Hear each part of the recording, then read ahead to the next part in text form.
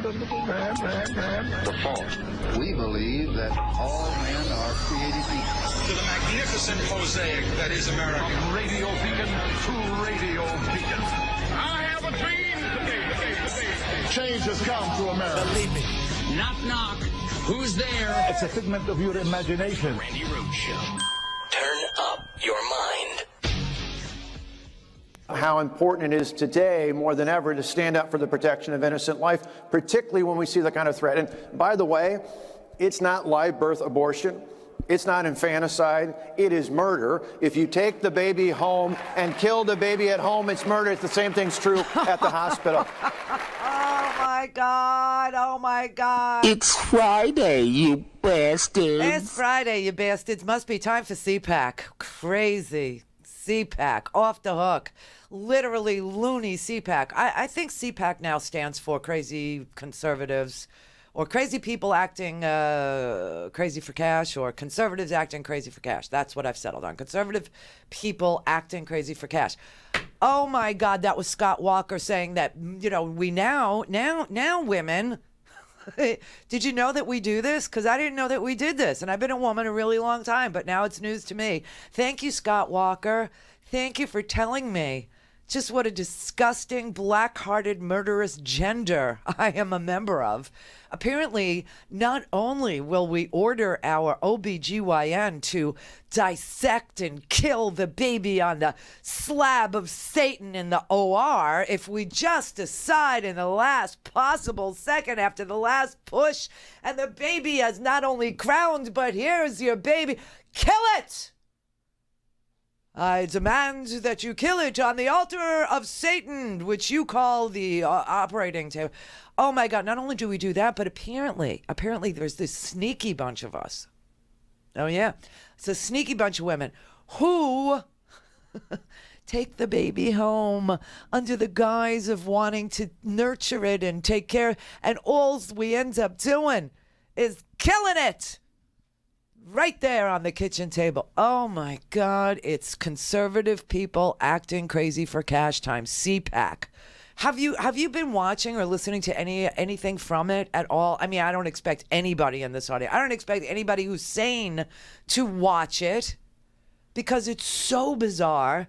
I mean, first of all, they left out the entire Bush administration from their conservative group. It didn't happen. Bush never happened, okay? It's now the party of Trump.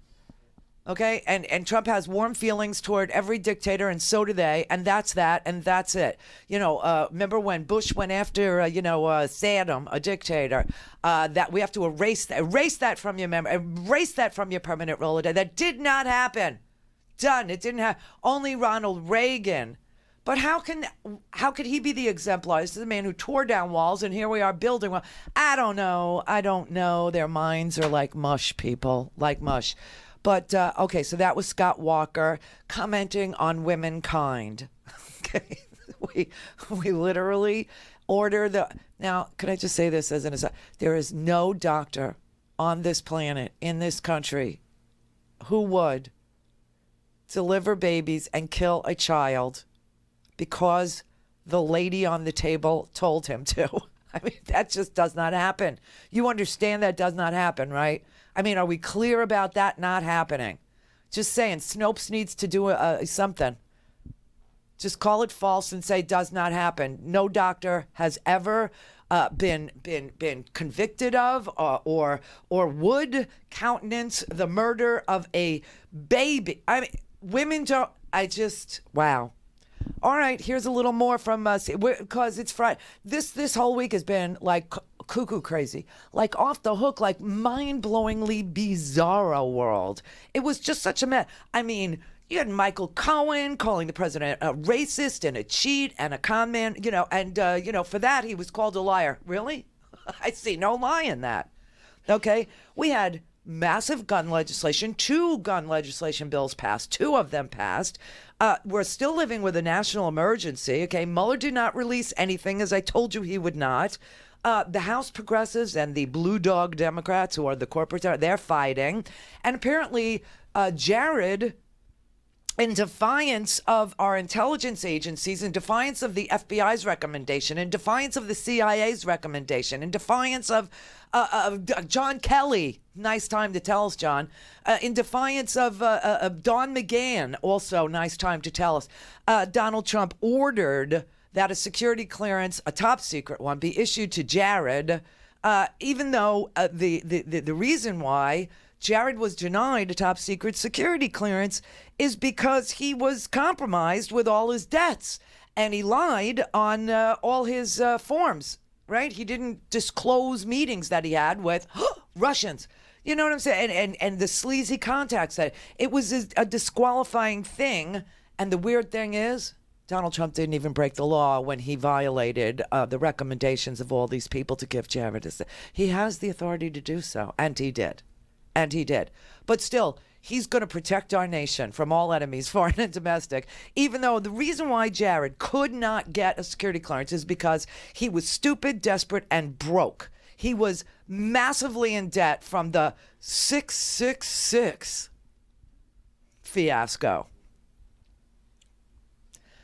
And our intelligence organizations, our FBI, our White House counsel, our chief of staff to the president of the United States pretty much thought that this guy would be conducting foreign diplomacy with a sign around his neck that says we'll do anything for money, including giving the Saudis a hit list of people who would not be loyal to, the new prince who skipped the order of succession in that little dictatorship. Do you know what I mean?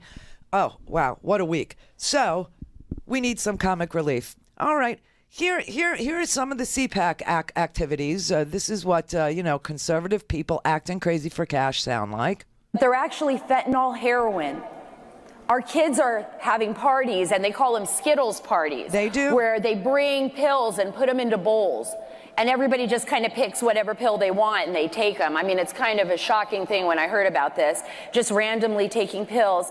And some of these children, unbeknownst to them, are taking a Xanax that's actually a contraband Xanax, and they're dying immediately. There is no chance to save their life. They don't make it to the hospital. It was one mistake, one time, and their lives are lost. That is Fox News investigative reporter Sarah Carter. She's an investigator. She ought to investigate Snopes.com, is what she ought to investigate. That does not happen. It happened one time. One time, one father said that his kids did a party where they put random pills. That would be an issue for Big Pharma now, wouldn't it? But of course, now for Fox News, that has something to do with drug cartels. I don't know. A candy dish full of pills, and your children are so stupid that they don't even care what they're taking, okay? They just don't even care. They will take any damn thing. They're in so much despair, so much pain, because I guess they realize Sarah Carter is their parent, or Lala Ingram is raising them. I don't know. How much, I mean, the despair that it must be to say, I don't care if I speed or if I sleep through the show. I don't care if I, vomit on my own shoes or if I'm allergic. I don't care if it's, really. This is just so bizarre, so crazy. I don't know if this will play. I've never seen anything quite like this than when I went to the epicenter in Ohio. Okay, so now we're going to get stories from the heartland, okay? This is the investigative reporter for Fox News who's going to report that she saw something that never happened, okay? And other states who are facing this crisis where the morgues were so overflowing with bodies that they had to rent freezer trailers to put the children in the freezer trailers outside of the mortuary. I never saw anything like this. I never saw the way people cried and begged and pleaded for someone to just pay attention. And even those that are working undercover in the DEA, in places like Ohio. I mean, Ohio, for crying out loud, middle America, and they're saying it's being divided up by the drug cartels. She insane. Morgues are overflowing, everybody. They're renting freezer trucks for our children. Is what's going on. That's what's happening. I mean, how is this a cartel problem in the first place? If, obviously we have a problem with pills in this country. There's just no question. And it's all because of Big Pharma. It's all because of Purdue. It's all because of McKesson. These are the distributors. These are the cartels. But they want to stand up at CPAC and say that the distributors of drugs are, Mexican. I don't really understand it. I'm not really clear how we get from Purdue Pharma and McKesson, who is the distributor. We just had a 60 Minutes episode on Sunday. I can't play 60 Minutes. They don't consider that news. News is fair use. Things of national importance. I don't know why 60 Minutes packages themselves that way in their algorithm, but they do. So therefore, I cannot play it for you. But I would suggest that you go watch 60 Minutes on demand and go look at last Sunday's. Go look at last Sunday's, because it was a man who made an absolute fortune distributing drugs, real pharmaceuticals, who realized that Purdue had lobbied the Food and Drug Administration so hard that the Food and Drug Administration agreed to change the insert in oxycodone and said that, oxycodone is a hospice drug, just so you know. That is an end-of-life pain management drug. When you know you're dying and you are in pain, Oxycontin was invented just for you, for your Soylent Green moment. And they lobbied so hard, the FDA, to make that, instead of a temporary end-of-life hospice drug, they lobbied the FDA to say to people, to doctors primarily, that you could use it repeatedly for long periods of time and it wasn't addictive. And that's what happened. And so doctors started prescribing it for everything from dental procedures to broken fingers. And there at CPAC, she's telling you that didn't happen. She's telling you it's the drug cartels that are, causing your kids to have Skittles parties with pills. No, it's the big pharmaceutical companies that are causing people to be addicted to pills. But of course, we kill our babies, so what do we care, right? Because we take them home and we sacrifice them on the altar of Satan. Listen, it's so bizarre what's going on out there. It's just so crazy. These conservative people acting crazy for cash at this, I need a break. I invited our brother from another mother, Trey Crowder, the liberal redneck. He's on tour. He's in my town. When I knew he'd be in our town, I invited him to come and visit with us, and he will join us next. All things Randi at RandiRhodes.com. Go for launch. Speaking truth to power, the Randi Rhodes Show. Ah, yes. Walls. One of mankind's greatest achievements.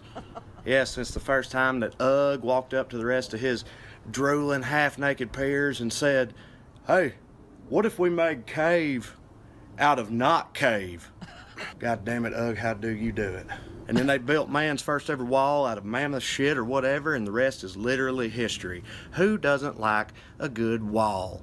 And I don't know you smartasses commenting about Princess Di or Dale Earnhardt or nothing. We all know, okay? But there's exceptions to every rule. But for the most part, people like walls. But not all walls are created equal. Some walls are stupid and unnecessary and the favored machinations of a shrunken, diseased mind. And of course, the world's foremost shrunken, diseased mind, our president, has got his blackened heart set on a wall of his own. Yes, Trump wants his wall and he's willing to tear this country apart to get it. But why? Why does he want it so bad? And some people might say, well, he's just trying to fulfill a campaign promise. That's important for presidents to do. Sure, but this ain't even what he promised. What he promised was that Mexico would pay for the wall, and now he's asking for taxpayer dollars to do it, which to me is sort of like if I promised my kids that their uncle was going to give them a PlayStation for Christmas, and then when they woke up that morning, I just handed them an invoice for nothing and slapped them in the face. Oh, everybody, it's our favorite liberal redneck on a Trey Friday, because it's been a Trey week. Trey Crowder. Hi, Trey. Hello. How's it going, Randy? It's good. Welcome to Florida. Yeah, glad to be here. Yeah, I could see on your Twitter feed you're really thrilled. Well, I mean, yeah, I like to, make fun of Florida, but it comes from a place of love, ultimately. Florida going to do Florida. That's just the way it right, is. Yeah. So now that's you're in the... One thing I appreciate about Florida, actually, is its relentless dedication to being Florida, I know. I'm so glad you're here. I really am. I need the comedy relief. I'm coming to your show tomorrow. And, for people who don't know, Trey's on tour. He's been on tour in this, for some apparent reason. You stay to the Southeast a lot. I don't know exactly why. I guess you're looking for audiences with the same love for fine lit that you have, blacks, gays, and Jews also. But you've been so busy, man. I'm so proud. I'm so proud of you. I remember when it was just a daily news sort of a column, and you didn't even understand why you were doing it. And now you got the Well-Read, which is R-E-D, the Well-Read comedy tour going on, and he's going to be in a city near you if you are anywhere in the Southeast or even in Portland, Oregon. He's out in Oxnard where my dad used to live. He's all over the place, and you can get your tickets there. But you got the show on Comedy Central. I was able to see some clips from it. It's hysterical. Sketch comedy, and it's just, I saw the one about, Jews. And as one, I have to say, it's hysterical. It's really freaking funny. So, yeah, I mean, when does that start? Well, those sketches are Comedy Central digital sketches, that we filmed, I don't know, back in the fall sometime, and it takes forever to finish things, so they're just now coming out, and we'll go from there and see what else we do with them going forward. But yeah, they came to one of my shows in L.A. at Largo, Comedy Central people, and then it sort of, the ball got rolling from there. But yeah, it's been a wild ride for sure over the last almost 3 years. Yeah, since I first had one of the videos go viral. It's been pretty crazy. It is. It was crazy, and I was like, I was one of the first people to see it, and I honestly don't know you. That's the crazy part. Like my friends who bought me the tickets to go see you. Right. They said, "Well, you know him. You could get some VIP." And I actually wrote to you because I've never met you, and I said, "Well, who do I have to blow to get backstage?" Because I'll do it. I'll do it. Is what I will. Yeah. And that's saying something because I am a Jew. But I really don't know you, and I was trying to explain that to them. I said, I really don't know him. I just we've talked. So, well, yeah, but you're always welcome to come hang out anytime you want to. Well, I'm going to holler at you. So, okay, well, please do. I will. So what do you make of this? I'm sure you've been seeing all the stuff I see because, your comedy is politically based. And, I mean, you couldn't get a better president for comedy. This guy is just, he's cray-cray. Yeah. I mean, what do you think of Ivanka and people don't want to get stuff? And now the Oversight Committee wants to talk to her. Jared gets a clearance, and even though they said, he's pretty much going to do diplomacy with a sign around his neck that says, I will do anything for money. So he really shouldn't have one, and he gets one anyway. I mean, what's the damage, you think? Oh my God, I don't even know where you begin to quantify what the damage is going to be ultimately from all this. It's probably going to be years of fallout, who knows? But that's the thing, like even in you just describing it just now, like you can't even, you listed like at least like three, ridiculous things in the span of maybe 90 seconds or whatever, because that's how it goes. You can't even keep up with all the silly bull crap that that comes out every single day. It almost feels like it's a strategy on their part sometimes, like to just overwhelm us with absurdity or something to make it impossible to, really zero in on any one given awful thing that they do, But that's giving them too much credit. I don't think it really is, that this is just how they are. Yeah. But it has that effect, though. It does. It's overwhelming, right? Very, absolutely. It's completely overwhelming. Well, this testimony from Michael Cohen, it sucked all the air out of the room for a few days, and you know what? As it should, because it was really off the hook. I mean, this was amazing. His opening was, he's a racist, he's a communist, and he's a cheat. That was the opening. I mean, yeah. Right? And then he went from there. Right, and then to counter it, we had the freedom cracker himself, Mark Meadows, trot out a black woman who was told to stand there, not speak, stand behind me and be a prop to prove I'm not a racist. Trey, I can't even figure it out. You know, like what was that?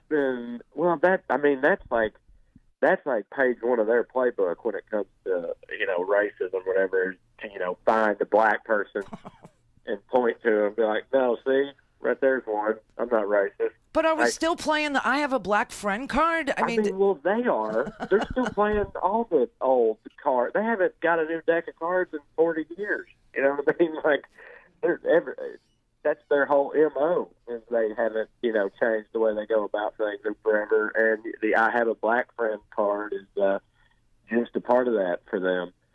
But yeah, those. But here's the weird part. Here's the really strange part. So he trots out Lynn Patton, and obviously she was told not to say anything. Just stand there and be a prop for me. And then when several Congress members say that was a racist act, dude. I mean, really, he loses his mind, and we end up soothing him.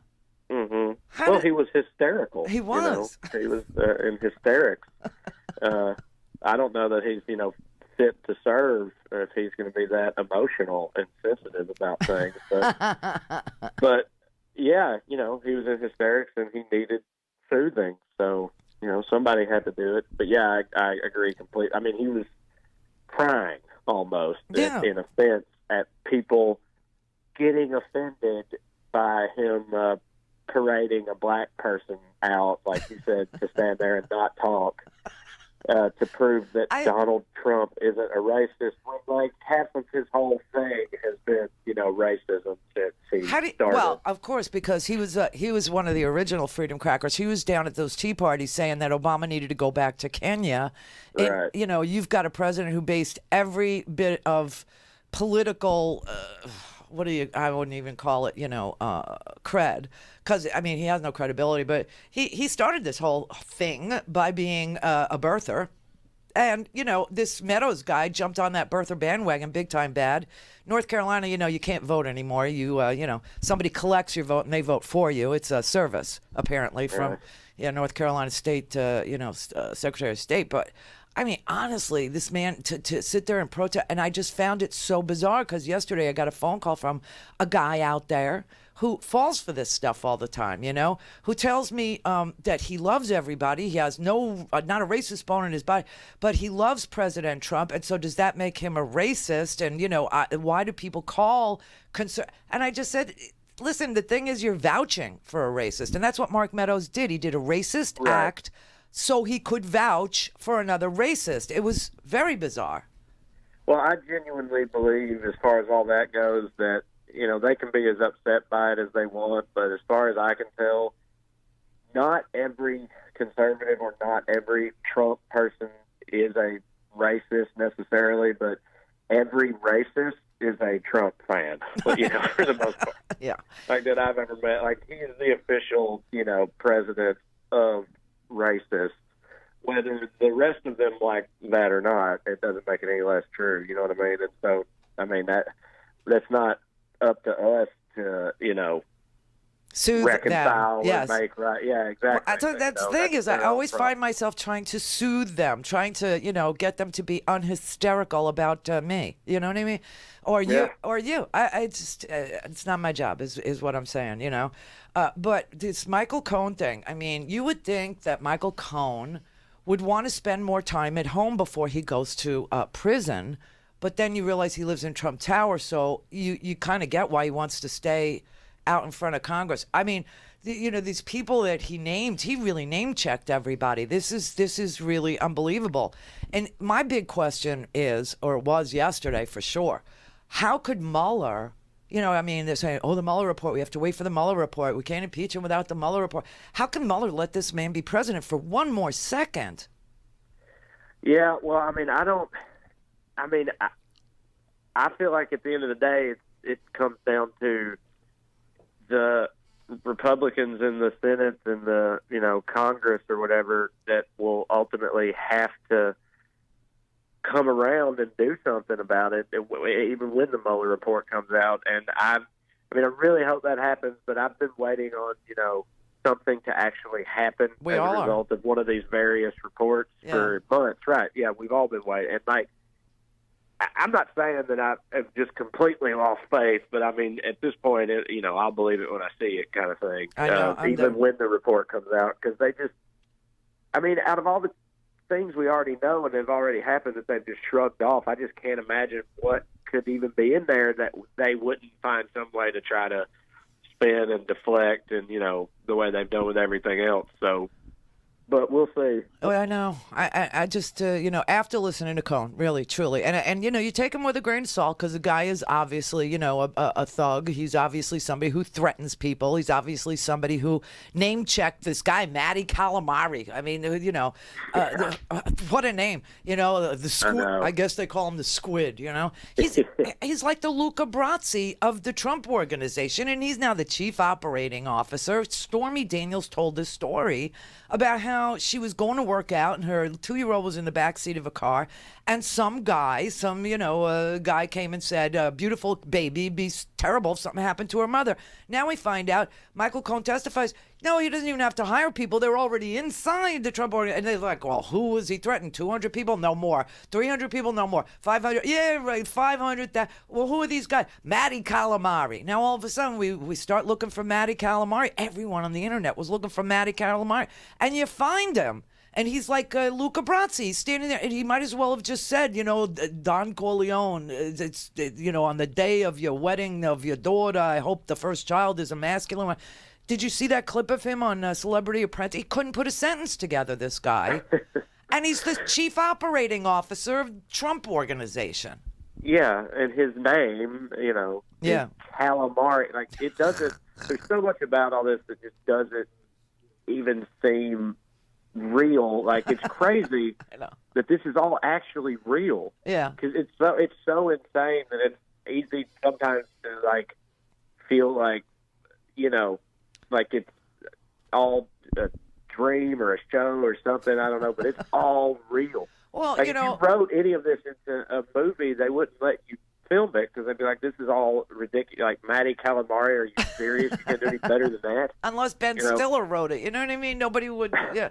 I mean, it's just so bizarre. But what did America think when we said, hey, the House always wins except in Trump casinos. He's bankrupted everything he's touched 6 times. He's been sued for fraudulent universities on top of it. He's a reality TV star. Let's choose him. What could go wrong? I mean, what did we think? Yeah, but he was shaking things up, Randy. Yeah, he shook up my whole life. Shaking things up. I was on the side. I was happily in retirement. I was on the side, and just when I saw it, I said, "Oh my God, I got to do something." And I rebuilt this little studio because, Jesus Christ, man! And now we're living in a national emergency, and nobody seems to even know it. Right. Well, again, because like, how many things have happened since he declared the national emergency? I mean, I literally don't even know. Now, circling back around to, the prop woman, Lynn Patton, do you think perhaps this wall thing has to do with racism? I'm not sure. No, I don't know where you get that idea. I don't know. What would ever make you think that? I don't know. Maybe we ought to send him a screener of Green Book. About security. That's all it is. Yes, because security of this nation. I know. It doesn't matter about the color of the children as long as they're in cages. Yeah, no, of course it's racism. I mean, there's almost no other explanation for it, but I mean, it's just so crazy. We are literally in a national emergency because the President of the United States, who, like you pointed out, his promises are really worth something. He must fulfill this one, only because it's a great performer. It gets the racists going. And we're in a national emergency because he promised racist things to racist people who are all ginned up to see the race war. It just blows my mind. Well, another thing about the wall and all that I don't think a lot of people realize or think about, but when I was started in comedy, I worked for the federal government. I worked for the U.S. Department of Energy, and that's back when it was ran by a Nobel laureate physicist from Stanford instead of a dancing Texas monkey. Rick Perry.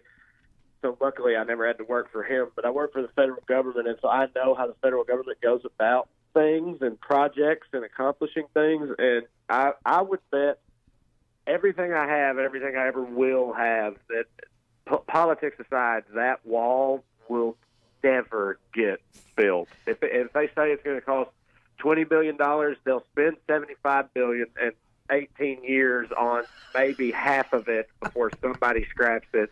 And then the rest of it just stands there, you know what I saw yesterday? It all falls into the ground. I'm telling you, I believe that. But yesterday I found a video. We played it for I think it was on ABC News. You could Google it. They were destroying the prototypes. All of them. Yeah. They were just knocking them all down, saying there was no value to any of them, and that the 14 miles that they intend to build are going to be mirror images of the ones we already have. So, right. Yeah, I mean, it's a very sick thing, but we're not done. And when the thing that really creeped me out, of all the things Michael Cohen said, right, the thing that creeped me out the most was the thing that, conspiracy callers that call me up, and I, even if they're on our side, I don't let them get away with like really crazy outlandish crap because I want us to be credible, right? And so when they call me up and they say things like there will be no peaceful transfer of power if Trump loses, I tell them, oh, come on, go on Reddit and post there. This is getting nuts. Yeah. And then Michael Cohen says it under oath that if Donald Trump loses, there will be no peaceful transition of power. And the media doesn't even really, they don't even pick it up. And that to me was the most unbelievable thing he said in all those hours. Well, I this may end up aging terribly, and I might be hopelessly naive. I don't know. But, yeah, I haven't been worried about that at all. The main reason that I'm not worried about that is because I don't think they have the competency necessary to pull that off. Like, to pull off what amounts to like a coup or whatever the hell that would be. Like, what makes anybody think they could actually accomplish that? You know what I mean? Well, like the reason holding off like a revolution, essentially. Like they don't do nothing. Even things they all agree that they want to happen, they can't get done. Like I don't know. I'm not worried about them just taking this country over by force or whatever. Personally, again, I may end up eating those words. I really hope not. I know, but I'm not worried about that. I mean, me neither. It's so funny because I come from that same, practical school of thought. I'm a pragmatist, and I always say, right. And I've been telling people for years, he's too lazy, he doesn't work much, he won't put very much effort into it, he's not the brightest guy, and the people around him tend to be the D-listers. We're down to like, the double D list now, And so I just don't see them having, the ability to do. But then people start pointing out, hey, it's, look at this and look at that. And I go, okay, maybe we'd have to, keep that on the side in our minds. I don't know. I feel ridiculous saying it out loud, but Michael Cohen said it out loud, and the woman sitting behind him, she was like gasping for air. She was like, "What? Wow!" Yeah, that lady had a lot of great reactions. She did throughout the course of it. She did. All right, listen, I'm gonna let you go because you must experience my state, and it's full, and realize why it's shaped the way it is. There is a reason, and I'm sure you already know. So I've heard, yes. I'm excited to come see you tomorrow. I will urge everybody who is in Tampa tonight. Tickets are available. Fort Lauderdale tomorrow. Then he flies back out to L.A., Chattanooga, Tennessee, Knoxville, Sacramento, Portland, Oxnard, Salt Lake City, Utah. Wow, it's gorgeous there, though. Back to Jacksonville, Orlando. Then the big one, May 30th, New York, and then Asheville, North Carolina, just to decompress, I guess. That's right. Yeah, we're all over the place. You are. Come you and are. see us. Well, listen, if I don't get to see you tomorrow, I just want to let you know I'm super proud of you. I think come holler at me for real. I'll try. Come back here. Okay. The thing you need to know, I'm pretty shy, actually. I mean, all right. No, I don't believe it. No, I know nobody does, but it's true. It's true. All right. Well, listen, I am so happy that you joined us just for a little comic relief because it's just like I called the show today, Trey. Because it's great. It is. About to give me the vapors. It is. I love you. Thank you. Thank you very much. My pleasure. Bye, Trey. Bye. All right. Love him. I just do. This man went from like nowhere. I mean, he was literally living in the deep south. He was from Tennessee, and he honestly put some videos up, went viral. He's just got this real snarky, sense of what's real and what's not, and it's difficult because, like I said, he grew up in the deep rural South with, a true love and appreciation for all things Jewish, all things gay, all kinds of, deep literature and philosophy.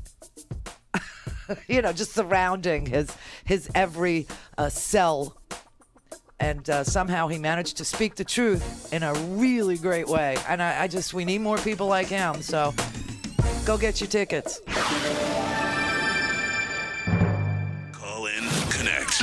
To speak to Randi, call 561-270-3844. 561-270-3844. All right, it is the first of the month, so please, I am begging you, as if I am Otto Warmbier, I am begging you, dear leaders, to please support the show. It's the first of the month. I've already written the checks. I did it just like I told you I would. There's a little desk over there, and I sit there and I write them.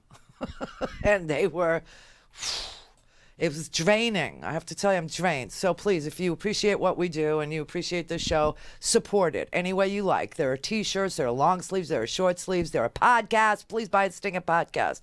And then there's the donations. Those are wonderful. So just go to randirhodes.com and support the show any way that you would like to. And we would love that, especially now. I'm up to something. I'm building something, and we just got the gear. Still sitting in the boxes. Roy, our lovely engineer who, is just the best. Roy! He costs big money. Big, huge money. And so he's going to install all this stuff, and it will improve the way all this looks. It will improve that because there are certain people that do not like the curtains behind me. Now, I could open those curtains. I could. And you would just see, blue sky and some trees because I'm sitting there backed up to a parking lot in a commerce center. That's where we are. And I had to pay the rent on this place. But they really hate that. And so I have to build something that looks different. And I have to build something that's going to take more than one shot, okay, of me. They're very specific. I mean, really specific. And I saw a contract yesterday. Now, I haven't signed a contract in forever because I work for you. And, you and me, we get along fine. We do it on a handshake. Do you know what I'm saying? That's the way I like to do things. They sent me a contract. It's 28 freaking pages. I read, like, the first 4 pages, and I shook in my shoes because every time I sign a contract, something horrible happens. And it's because they won't write it in English, okay? And so half the time you kind of know what you're doing, and then they go, oh, didn't you see this word in perpetuity? You know what that word means? The day after you die, the contract is still in force. The day after you die. They still own everything. All right, so this contract didn't have in perpetuity in it, but I still can't sign it because this one said broadcast throughout the universe. Ha! And I actually had a conversation, and you'll know with who, but I actually had a conversation that said broadcast throughout the universe. No. It can't be the universe, okay? It can't be, because I have my little corners of the universe that I use to help us pay bills. And you can't have that corner of the universe because I've already plowed and seeded and planted and watered and weeded and harvested that particular corner of the universe. That is my corner of the universe. What do you mean we can't have the whole universe? No. We don't sign things that say the entire universe any longer. So now I'm kind of stuck with all these freaking boxes of very expensive stuff. If you want to look it up and see what I'm talking about, it's called a TriCaster. This little piece of doohickey is like $23,000 over here, and we freaking wrote the check. And then It doesn't come with the control panel. Oh, you want to control your $23,000 piece of equipment? You're going to pay for the control panel. And then, you want to know the sickest part of it? Yeah, the customer service piece of it. All right, so you got this new piece of $23,000 worth of equipment. Then you got to buy the control panel if you want to control your $23,000 piece of equipment. And then, on top of it, you got to buy the camera that works with its protocol. Okay, so that's extra. And then if you want customer service, swear to God, if I'm lying, I swear on my eyes. Well, not mine, because I have this meibomian gland disorder. It's been going on for months, and I can't see anymore. It's very sad. I'm going blind. It's just, ever so slow, like auroras around every light, do you know, because it's just full of gunk and mung. Hey, if there are any ophthalmologists out there, I've tried everything. It ain't clearing up, but okay, that's sad. So now you want customer service to help you. God forbid the camera doesn't work and the protocol it's not speaking. You know what that costs a year? $3,000 a year to talk to a human, to talk to a person. You remember when the free market was going to save us all? Holy crap, man, that you could actually have a niche in broadcasting where you could sell stuff like this and charge people to talk to a human being to use it properly. So that's where we're at. Just thought I'd let you know. Because I've been keeping this all, stuffed down deep, deep, deep inside for, quite some months now. And then all of a sudden I'm confronted with, in the whole universe. And I'm like, I just came out of pocket, $30,000, and quite frankly, I have a jet-free business, and we don't pay ourselves very much, and Brett and Scott are my staff, and they got other jobs, and I'm working round the clock and trying to sell T-shirts and fulfill orders and make sure people get what they want, and gift cards don't work the way that they want. I got to fix the back end there. I got to do this, plus I got bookkeeping over here, and then taxes over there, and but yeah, we should grow the show. All right, so let's grow the show. And then they say, yeah, we want to do exactly what you want to do. We're all like-minded here, except we're going to own you throughout the universe. No, you're not. So I have to say, it's like, this is so bad. And this is why, honestly, I don't want to work for anybody. But apparently, if you want to grow and be on other platforms, you have to come to an agreement, which is fine, but write it in freaking English. So I don't have to, sit there and look at, hey, let's kill my business so I can grow yours, which is what this thing was. I don't know. It's difficult. Let's just put it that way. Greer in California. Hey, Randy. Hey, Greer. I'm crazy right now. I'm beside myself. I got a lot. We'll join the club. Oh, there's so many moving parts to everything, and I thought we would give ourselves a break from the sky is falling today, just talk about things, get it all off our chest.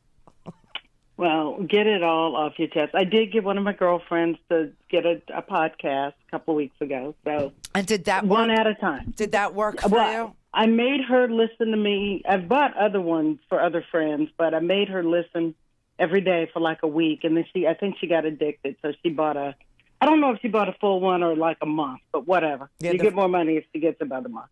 Yeah, well, in the end, yeah. But right now I could use an infusion, you know what I'm saying? So if people wanted to go spend the whole amount for the year, that would help right now. Well, maybe I'll have to do that for her. Thank you. I appreciate you so very much. Just because we love you, and we cannot do this without you and people I'm trying like to grow it. I'm trying to put it in your house everywhere I can is what I'm doing, And but everybody has all these, they're rules, people. And I think that's the hardest part because it is. I have, it's like getting it. Is it on Facebook? I have the membership, and then it comes up. Sometimes it's not there. It's not downloaded, but and it's like whatever. I'll just figure it out as I go. Oh, you mean I don't miss a day. On my end, it shouldn't be that. On your end, you're on Facebook and you're on YouTube and you're on Twitter, you're on whatever. Plus, you're on you know, I actually, because I own the podcast, I just listen later in the day. But, you know, we're on RandiRhodes.com, and that's mine. And if anybody's having any issues with any of these outside people, then just go to RandiRhodes.com. That I know, you know, is always going to be there for you, because that's me. That's mine. But I listen through RandiRhodes.com. Yeah. But I don't listen live because I got to work because I'm in California. Well, the podcast... Well, because I got to work. The podcast ought to be there for you about, 20 minutes Yeah. after the show every day without fail. They should be there. Yeah. Every once in a while I get some little glitchy kind of a thing. But I'm okay. Eventually it catches up with me. I get it. I don't miss you. So that's my advice. All right. To everybody. All right. My question is just really about the timing of Trump, of Russia, Cambridge Analytica, and all of that. And I just continue to be a little confused about just if Ted Cruz is with Cambridge Analytica and Kellyanne and Steve Bannon and that crew, and Trump was already, you know, in cahoots with Russia as far back as, you know, April, May, June. And he didn't get with Kellyanne and all of that crew until August. There just seems to be something missing in that connection. Well, that's why they need to talk to Jared, who was in charge of all of this, you know, digital. And they need to talk to him in open session. They need to talk to him, you know, and Bannon. I mean, where is Bannon? You know, this whole thing, he was running Breitbart. He was on Sirius XM. They had their own channel. You know, this Chris Wiley dude laid out his timeline for, you know, when all this happened with, you know, transferring all of the psychological stuff that they sucked off of Facebook to the Trumpers, you know, to the Trump Exactly. So right. was Trump using, what were they going to do without Cambridge Analytica, just with the emails that were hacked? And did Cambridge Analytica, were they in cahoots with Russia as well to get to regardless of who was the candidate, so that whoever got it to connect the emails? Right. So that's why we need the testimony. We need, you know, it's like people didn't understand how Stormy Daniels was paid until Michael Cohen testified. And then it was very simple. But they make it all muddy. They make it all crazy so that you think it's some crazy, you know, thing, and it's not.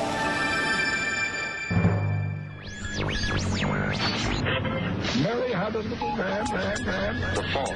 We believe that all men are created equal. To the magnificent mosaic that is America. From radio beacon to radio beacon. I have a dream today. Change has come to America. Believe it. Knock, knock. Who's there? It's a figment of your imagination. Randi Rhodes Show. Turn up your mind. Last month, we here at NBC News reported that security officials had rejected Jared Kushner's security clearance, but were overruled. Well, the New York Times is now reporting, citing 4 people briefed on the matter, that they were overruled by the president, who ordered his chief of staff to have his son-in-law's clearance granted here. What's interesting is that apparently both John Kelly, the then chief of staff, and Don McGahn, the then White House counsel, he basically wrote that they supported the decision not to give him this top security clearance. Sahil, this feels like a story of, I think we always knew the president has the power to grant security clearance to anybody. We assumed that eventually if Jared couldn't get his security clearance, that the president was going to give it to him. Now we have the receipts. Yeah, I think the president just made the decision without thinking about the institutional processes that people typically go through. He doesn't think like that. He doesn't generally look at those and view those as an obstacle when he has the power to do something. But it sounds like whoever leaked this may be speaking to the history books here, making clear who was responsible and who wasn't. That's what it feels like here. It's like Don McGahn, John Kelly, 2 people not there anymore, you know, who throughout this whole time, I mean, Don McGahn clearly never was comfortable with the mixing of the personal and the professional in the White House counsel's office. He is always trying to create a professional White House counsel's office. So I will say, having worked in the White House for a very long time under 2 different presidents, that if that happened in the White Houses that I worked in, I can't imagine the chief of staff or the White House counsel not resigning. If the intelligence agencies are not giving your son-in-law security clearance, there's a reason, and they know what that reason is. So the fact that Trump overruled them and gave it to him and they did nothing I think that's a big problem. They might be trying to cover their butts now. How in the world did we get these D-listers in the White House? Now, I remember early on talking to Richard Painter, and you know Richard Painter, we love him. He sounds like Foghorn Leghorn, okay? But he's an ethics guy. He's super smart. He worked in the Bush, which is hysterical, the Bush W's ethics department. That Bush had ethics. I mean, it's very funny. But at least he's speaking out now. And, Richard Painter was saying, well, Don McGahn, I think he's a real guy. And, he's trying to, bull crap. See, and I said, no, I got questions about this dude. And now you know why, okay? All this stuff was going on in the White House. All this craziness from the Comey firing, Don McGahn knew. The meetings with the Russians, okay, in the Oval Office with nobody there. Don McGahn knew. Kelly, with his racist comments about Frederica Wilson, I'm supposed to treat him as a real guy? No, there's not a chance, okay? Not a chance. He called her an empty barrel. He called her a liar. And, of course, it was shown on videotape that John Kelly was the racist liar. So, no, for me, they were never real people. They were like B-listers, C-listers. Now we're down to the double D list, okay? I mean, you can't find anybody to work for Donald Trump. But back to those two. So they're in the White House, and the CIA and the FBI, and that's what's in the New York Times, they both decline to recommend security clearances for Jared because he's an idiot, he's broke, he's desperate, and he's taken meetings with Saudis, he's taken meetings with the UAE, trying to open up a back channel to Russia. And doesn't disclose any of this on his security clearance forms. He has to amend his security clearance forms like 100 times. 100 times he's lying, right? And so they say, he's got these ties to foreign governments. He's got ties to foreign investors. He's got unreported contacts with weird bankers who are bankers under sanctions, U.S. sanctions over in Russia. He's got relationships with Kazakh banks that are, they're not on the up and up, and he might as well just do diplomacy with a sign around his neck saying, I will work for cash. For you. I will do any damn thing. I will work for cash. I need cash. I'm broke. I'm in debt. I'm vulnerable, to the banks, and I need money. And that's why they said no to him. And the other factors, we don't even know yet. We don't even know. But I'll tell you, this all was going on back in May of 2018. This was after Rob Porter. Remember Rob Porter? Anybody remember him? The guy that beat his wives? That John Kelly vouched for. He had a security clearance because he had to touch every piece of paper that the president saw. That was his job. It was like they called him some kind of a secretary, but, that was his job, was to give all these, top secret documents and briefs and everything to the press. So he needed clear. And this guy was a known wife beater. And he got a security clearance. Then when they were reviewing security clearances, they said, I don't know, Kushner, he shouldn't be given so let's give him an interim. Let's give him in the meanwhile, sort of a secret, not a top secret. Let's not clear him because, we don't like, his business ties. We don't like the fact that he's broke. We don't like, and the CIA has recommended he's a no. That was May of 2018. And McGahn in the White House counsel's office, he recommended to Donald Trump that Kushner not be given a security clearance. But the next day, after McGahn tells him, this guy shouldn't have one, Trump orders John Kelly to give Kushner a top secret security clearance anyway, and they don't resign then?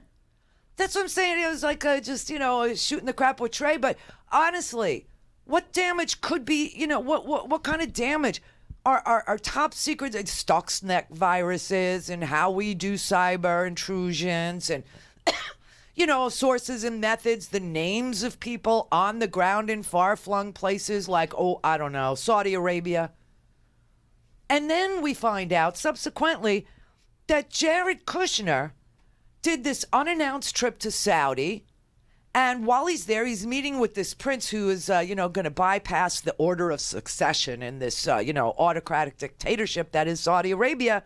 And there are people inside Saudi Arabia's royal family that don't like this Jamal guy, that don't like this Salman guy, Prince Salman. And they think that, he's a corrupt individual, he's a killer, he's a torturer, he's a human rights abuser, and they don't really have an interest in seeing him.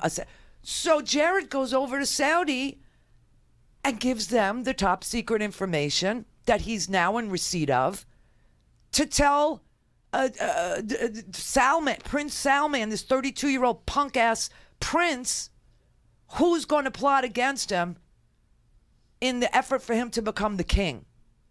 And subsequently, all these people on our list end up in a Ritz-Carlton hotel being threatened. One guy is killed, to make an example. All the rich guys in Saudi Arabia that were on this list, they're all taken into the Ritz-Carlton hotel. This is how they torture rich people in Saudi.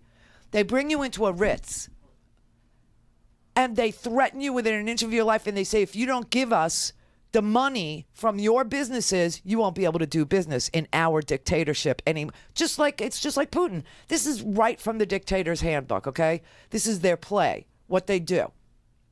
They go, they find the richest guy. For instance, Putin found this guy, Khodorkovsky. He was one of the richest oligarchs in Russia.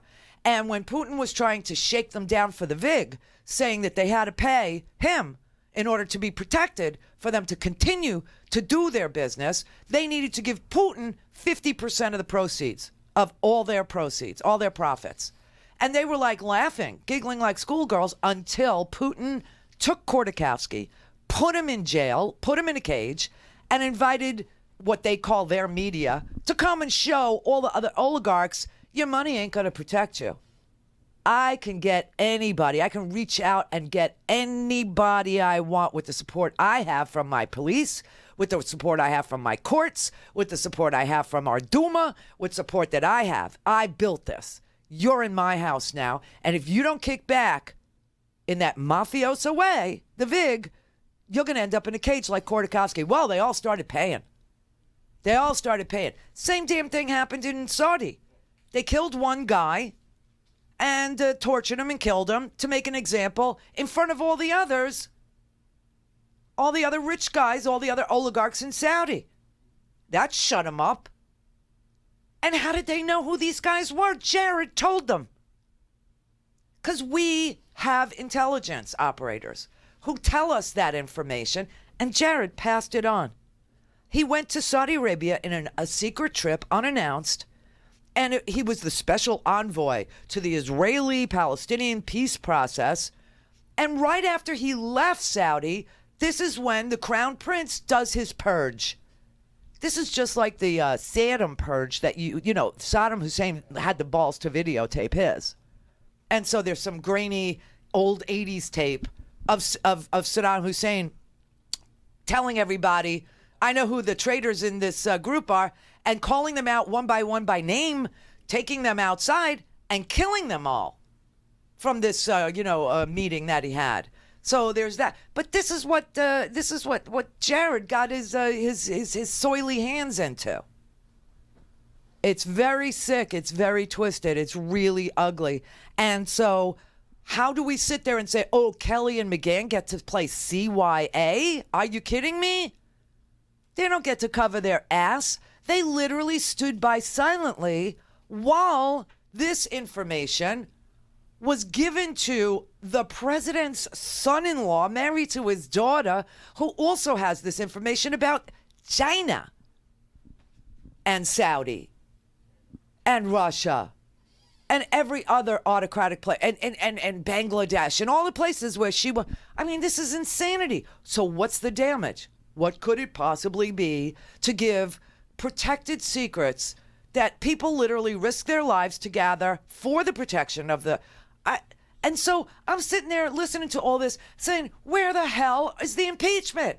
Where are the docs? So I will tell you that, Elijah Cummings on oversight, I mean, this belongs in every single committee. This is something for the Intel Committee. This is for the Foreign Relations Committee. This is for the Government Oversight Committee. This is for the Judiciary Committee. This is something every committee, they're going to have a committee to organize the committees so the committees don't step on each other's committee. That's how crazy this is. This affects every single part of our ability to protect ourselves. I mean, everything, foreign relations, oversight, every single thing, okay? Every single thing. So Elijah Cummings just wrote a letter after this New York Times article hit the press Thursday last night and asked, he said, if true, these new reports raise grave concerns about what derogatory information career officials obtained about Mr. Kushner to recommend denying him access to our nation's most sensitive secrets, and why President Trump concealed his role in overruling that recommendation, and why General Kelly and Don McGahn both felt compelled to document, because what's in this New York Times report is that they were contemporaneously documenting this, that they were writing themselves just like Comey did. They were writing in real time what was going on because they felt it was so dangerous. But they continued to serve and work for this man? Oh, damn. Oh, God. Randi Rhodes Show is live on RandiRhodes.com and the free Progressive Voices app for Android and iOS. Visit the App Store or ProgressiveVoices.com now. There are a lot of investigations going on, as you know. Democrats launching new ones this week. One of them into the clearance process, something that you and your husband now have, security clearances, but there were some issues early on. And there are a lot of people that question whether you were given special treatment by the president, overriding other officials. Can you speak to that? There were anonymous leaks about there being issues, but the president had no involvement pertaining to my clearance or my husband's clearance. Zero. What were the problems early on? There weren't any, other than a backlog that exists of close to 1 million clearances across government. This isn't new. God. This was happening under the Obama administration, the Clinton administration. There are literally close to 1 million people in the federal government who are in the pipeline to get their permanent clearance and are on temporary status. So no special treatment? No. No, the president. That's daddy. This is the full scope of the intelligence officials' concerns about Mr. Kushner is not known, but the clearance had been held up in part over questions from the FBI and the CIA about his foreign and business contacts, including those related to the United Arab Emirates and Russia and Israel. According to multiple people familiar with the events, John Kelly is documenting it. Don McGahn is documenting it in real time. Not that they're telling us, oh, we're handing over, deep secrets, sources, methods, names of people. And people are showing up dead in Saudi Arabia that were on the lists that were given to him. He's trying to open a back channel to Russia. He's meeting with Eric Prince in the Seychelles, the UAE, and they're trying to open back channels to Russia, and maybe they'll use the Russian embassy in New York, and people are like, oh my God. Everyone's hair is on fire. Everyone's hair is on fire. And then it says during the 2016 presidential campaign, Kushner was part of a group that met in Trump Tower with a Russian lawyer. Claiming to have political dirt on Hillary Clinton. And during the presidential transition, Kushner had a meeting with the Russian ambassador at the time, Sergei Kislyak, and the head of a Russian state-owned bank under sanctions. And he applied for a security clearance and never told anybody about those meetings. Then he puts in his SF-86 is the form that you have to fill out to get a security clearance. He puts in his SF-86 and he omits all of this. Doesn't put any of it in there.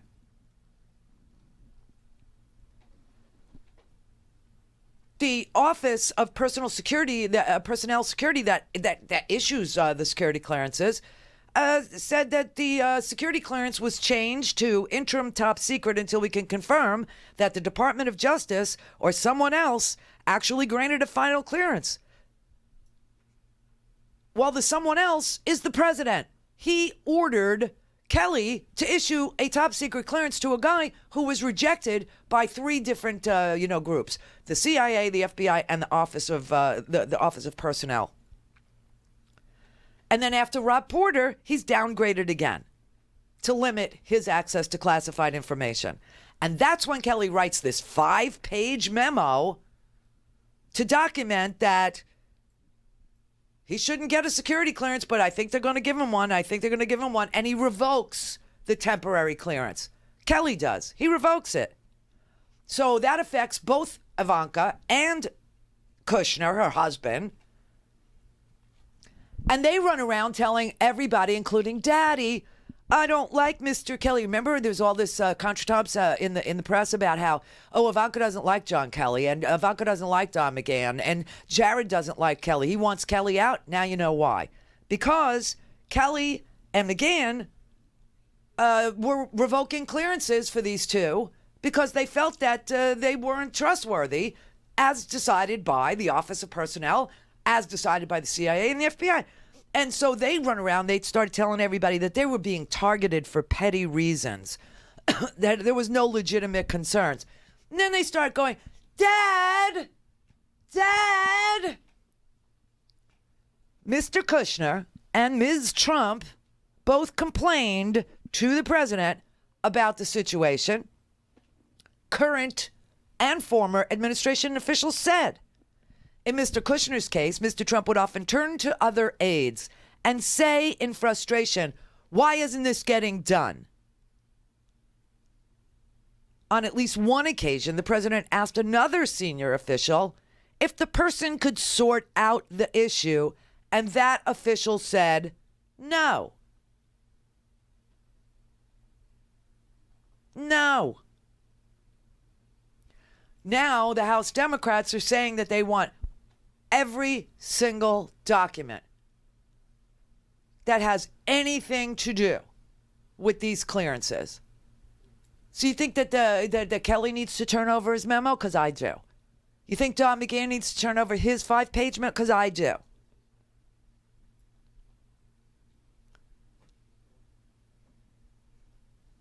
The president sat there, and I mean, the lies are just, they're legendary now, but he said, there's been a story in the news in the last 2 weeks about your son-in-law's security clearance. Yeah. Did you tell General Kelly or anyone else in the White House to overrule security officials the career? No, I don't think I have the authority to do that. I'm not sure I did. Oh my God. But I wouldn't do it.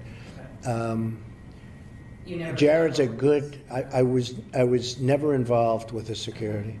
I know that he, just from reading, I know that there was issues back and forth about security for numerous people, actually. But I don't want to get involved in that stuff. But he did get involved in that stuff. This was an interview he gave to Maggie Haberman of the New York Times. And, John Kelly has since said that he believed that Donald Trump's words to give Jared and Ivanka security clearances was an order. An order. Trump told Maggie Haberman right there, I was never involved with the security clearances. I know that there was issues back and forth about security for numerous people, actually, but I don't want to get involved in that stuff. That's exactly what he said right there. Well, it turns out that the man that was in charge of the White House Personnel Office that does issue the security clearance, his name is Mr. Klein. Mr. Klein said he overruled 2 security specialists who had rejected Jared Kushner's application based on the FBI's concern. A senior administration official confirmed the details of that. And Mr. Klein has now said he was acting on a directive sent down by the president. By the president. Now, what's really interesting is this goes back to comments that were made by Jared's lawyer, Abby Lowell, whose name was invoked in the Michael Cohen hearing, Like when they were saying, who else knows about these things? One of the people he named is Abby Lowell. Abby Lowell is Jared Kushner's attorney.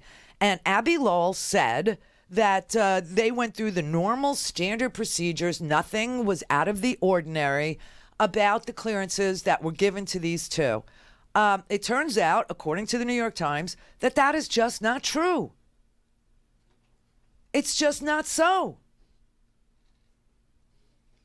And Kelly and McGahn were documenting that in memos to self back in May of 2018, saying, I wouldn't give a security clearance to this person based on, the recommendations of the FBI, the CIA, blah, blah, blah. And I'm going to actually revoke his security clearance.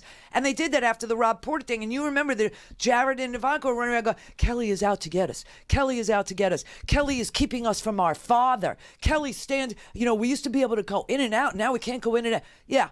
And Kelly knew why he was doing that. We didn't. And now we find out because he is trying to protect us from having classified, top secret, eyes only, no foreign eyes on the information about sources and methods and intelligence and enemies of our enemies and purges that are going on in Saudi.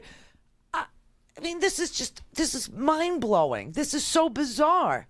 And the people that still, like I said, there's only 26% of these people in this country that are Republicans anymore. Republicans are a dying breed. There is no such thing as a Republican Party anymore. It's the party of Trump.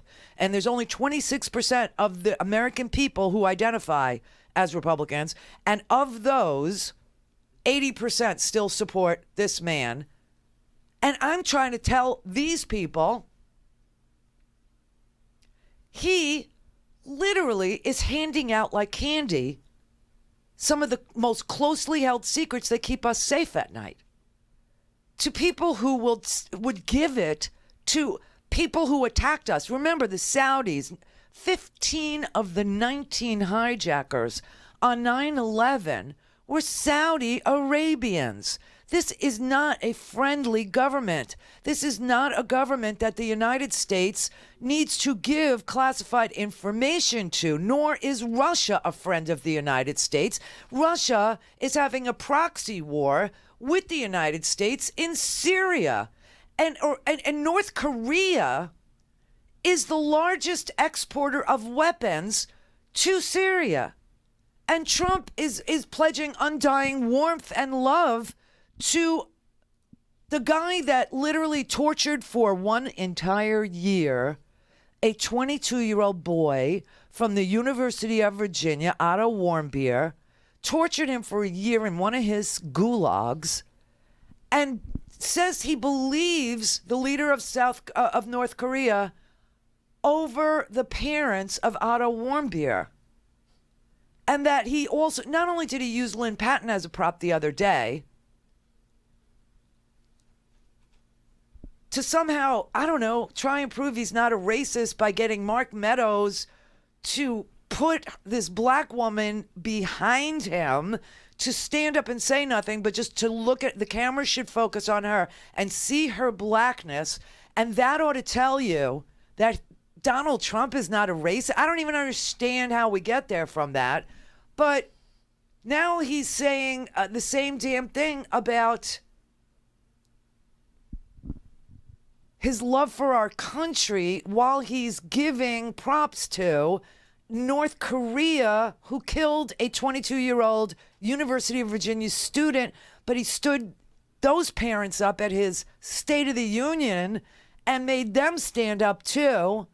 And they were hysterical crying. I don't know if you remember that, but they were just beyond grief at that State of the Union as being proof that he's the guy to negotiate with Kim because he knows how brutal Kim is, and nobody's been able to get anywhere with Kim because they're not strong enough. But Donald Trump is strong enough. And then he finds himself saying that he's got this warmth and he doesn't understand why he shouldn't like Kim. I mean, he literally said that to Sean Hannity last night. I mean, I have to watch this crap so you don't. And it was the sickest thing I think I heard the president say in a long time, and he says some really sick stuff. But he sat there with Sean Hannity last night. What cut is that? I don't even know. He sat there with Sean Hannity last night and said he doesn't see why he shouldn't like Kim. And today he's tweeting like a maniac. Five. And today he's tweeting like a maniac. No, 5 is about the payments and Michael Cohen. 13. Yeah, thanks. Yeah, there it is. I like him. Why shouldn't I like him? He's a character. He was laughing a lot. And he's a real personality, and he's very smart. He's sharp as you can be, and he's a real leader, and he's pretty mercurial. I don't say that necessarily in a bad way, but he's a pretty mercurial guy. But he was talking to the press a little bit, and, you know, he's not big into talking to the press, but the press came in. Look, bottom line, I think he wants to get something done, but this wasn't the right time. And Vietnam, Hanoi, where we are right now, they have treated us so fantastically, so good. What's wrong with They've done such a great job. Mm-hmm. They're very proud of the job they've done, and they've really treated us. I mean, it's been an incredible 2.5 days. You kept saying, and managing expectations, you said, I'm in no rush.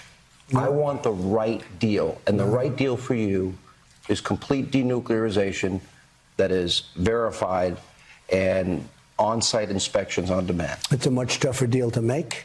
Maybe it won't get made, but that's the deal that we should have. And you can't give up everything if you don't get that. Now, we could have done large portions, but you're not getting that. So we'll see what happens. Again, the relationship is very good. He likes me. I like him. Some people say, oh, you shouldn't like him. I said, why shouldn't I like him? I like him. Get along great. We'll see what happens. Why shouldn't I like him? Because he's a murderer. He's a torturer. He runs camps. He runs gulags. You said it yourself. You said it yourself. He starves his own people. He's got camps. He's got prisons. He's got gulags. They sent Otto Warmbier back. He tortured this 22-year-old boy for a year, but Donald Trump takes his word that he didn't know about. I mean, this is crazy. This is like, you know, Kim's country is a hermit nation. It is a closed cult of about 4 million people. Donald Trump organization is also a closed cult with about, 40 people. And whoever is willing to intimidate or shake down or torture or threaten people, that's their friend. Why shouldn't I like him, he says. This is the Randi Rhodes Show. To speak with Randi, dial 561-270-3844. That's 561-270-3844. How many times did Mr. Trump ask you to threaten an individual or entity on his behalf? Quite a few times. 50 times? More. 100 times? More. Oh, my God. 200 times? More. 500 times? Probably. Over the 10 years? Over the 10 years, he asked you... And when you say threaten, I'm talking with litigation or an argument with... intimidation. A nasty reporter that is writing an article. Yeah. You know what he didn't tell you? He didn't tell you physical violence. And you know what? He did. He did. And he has said as much. He said that he would grab somebody by the throat and he would not let them go until, and I don't know if that was a metaphor. I mean, who has metaphors like that?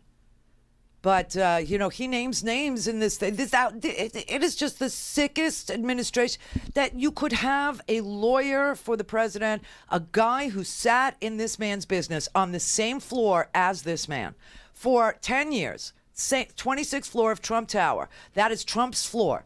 And Michael Cohen sat there. Okay, and so did Felix Sater. They're all good. I mean, Michael Cohen's going back to testify March 6th. God only knows what they asked him to bring this time. Okay, and then they want to call this Matt Calamari dude. They want to call this guy, and now you're finding out some of the stories about this thug. And for those of you who didn't see yesterday, let me show you who Matt Calamari is.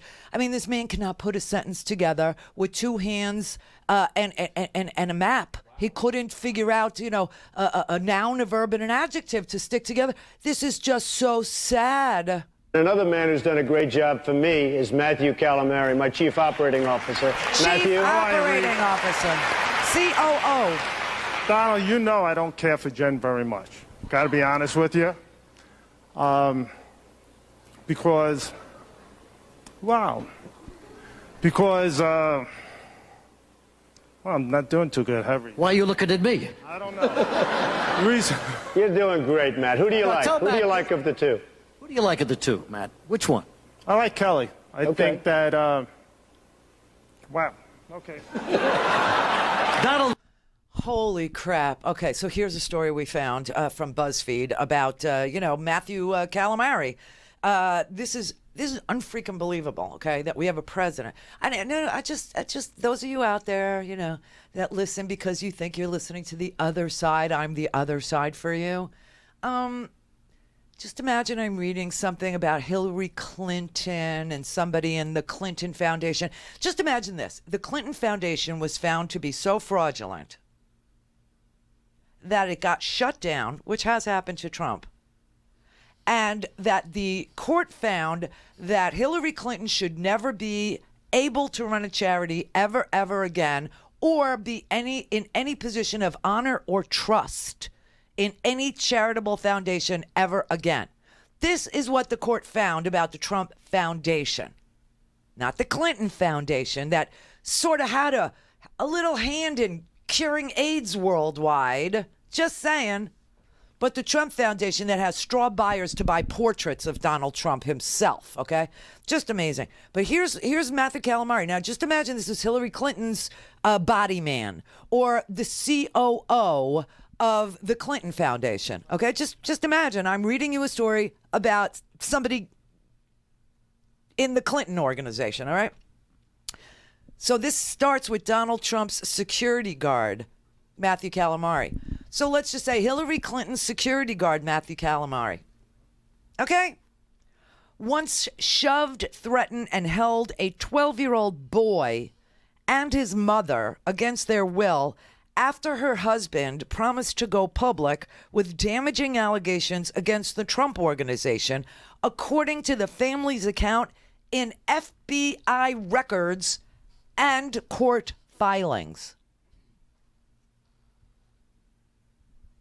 Just imagine what Sean Hannity would be, talking about right now. Just imagine. I was kind of dragged in a little bit into the Michael Cohen issue. I interviewed him many times on radio and TV. He was never my attorney. He did apologize to me. I mean, what is this? You cover me, I cover you tour? I mean, this is just amazing, right, Sean Hannity? I was dragged into this. He was never my attorney. No, he just helped you buy, these rundown apartments in Georgia so you could be a slumlord. He showed you how you could be a slumlord. He was never my attorney. Right, Donald? Right, Donald? He was never my attorney. Wait, it gets worse. It gets worse. For his attorney saying that in court. But I can tell you personally, he said to me at least a dozen times that he made the decision on the payments and he didn't tell you. Yeah. Told me personally. Well, he did, and he made the decision. And remember this, he's an attorney. Whatever decision he makes, you're supposed to rely on an attorney to make a decision. Somebody said, one of the very good Republican members today said that, he's supposed to be an attorney. He's out there doing all sorts of things. When you have an attorney, you're supposed to be able to rely on your attorney. Attorney-client privilege? But it's also called reliance. And he just was not much of an attorney, that I will tell you. He gave me bad advice over here, and I took it because, I wanted to be president of the United States. I wanted to enforce all the laws, and so when he told me that I could violate campaign finance laws and, funnel money through a law firm, his LLC, I said, yeah, sure.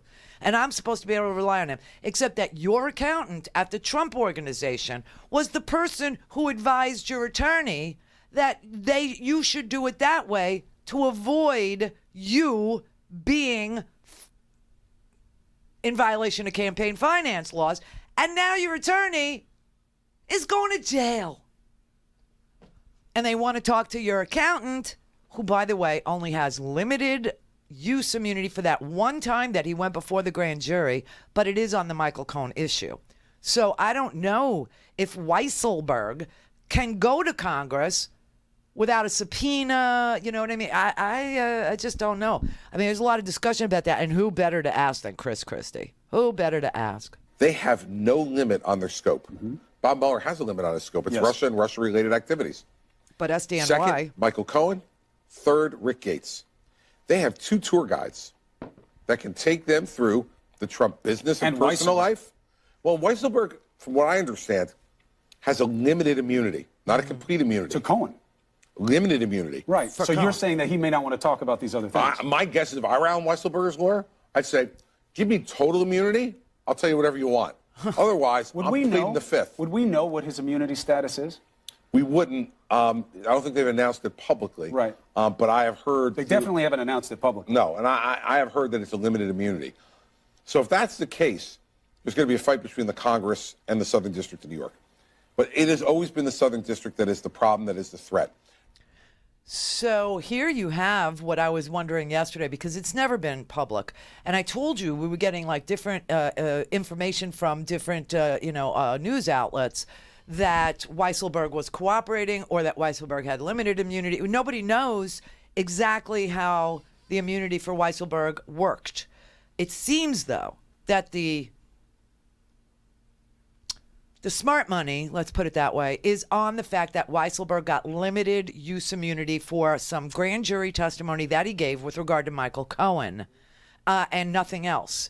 And that Weisselberg is working back at the Trump organization as we speak, and he's running the accounting. You know, he's the accountant for the Trump organization as it's being managed by Beavis and Butthead, who are running it for Daddy while Daddy is busy being president. But here you have all these creatures, all these characters. So, everybody in the House now wants to call all these people to have them testify. And this Calamari dude, he's the muscle. Now, what legitimate businessman do you know that has muscle, who can't put a sentence together but is the chief operating officer, and all he represents is the ability to threaten people who would, go to the police or would go to the courts or would, be able to prove that you are a dirty businessman, that you are ripping people off. And that's what this mother and son were doing. They were trying to go through an office and get the information that the husband had put together that clearly showed that Donald Trump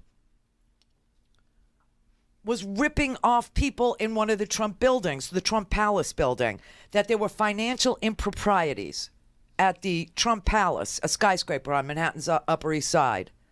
Okay, there was a man who worked there. He worked there for 4 years. And he believed that he had evidence that the Trump company had ripped off the homeowners in Trump Palace for about $300,000. He worked for the Trump organization. He was superintendent of one of the buildings, the Trump Palace building. And he started to see evidence of financial improprieties. He started to see that the tenants were being ripped off by Donald Trump. And so he was trying to, file some sort of a claim on behalf of the tenants.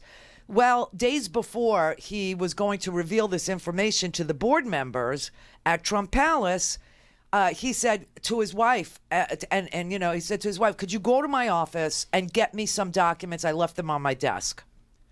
And she said, why don't you go? And he said, I'm sick. He got really, really sick, but he was going to brief the board.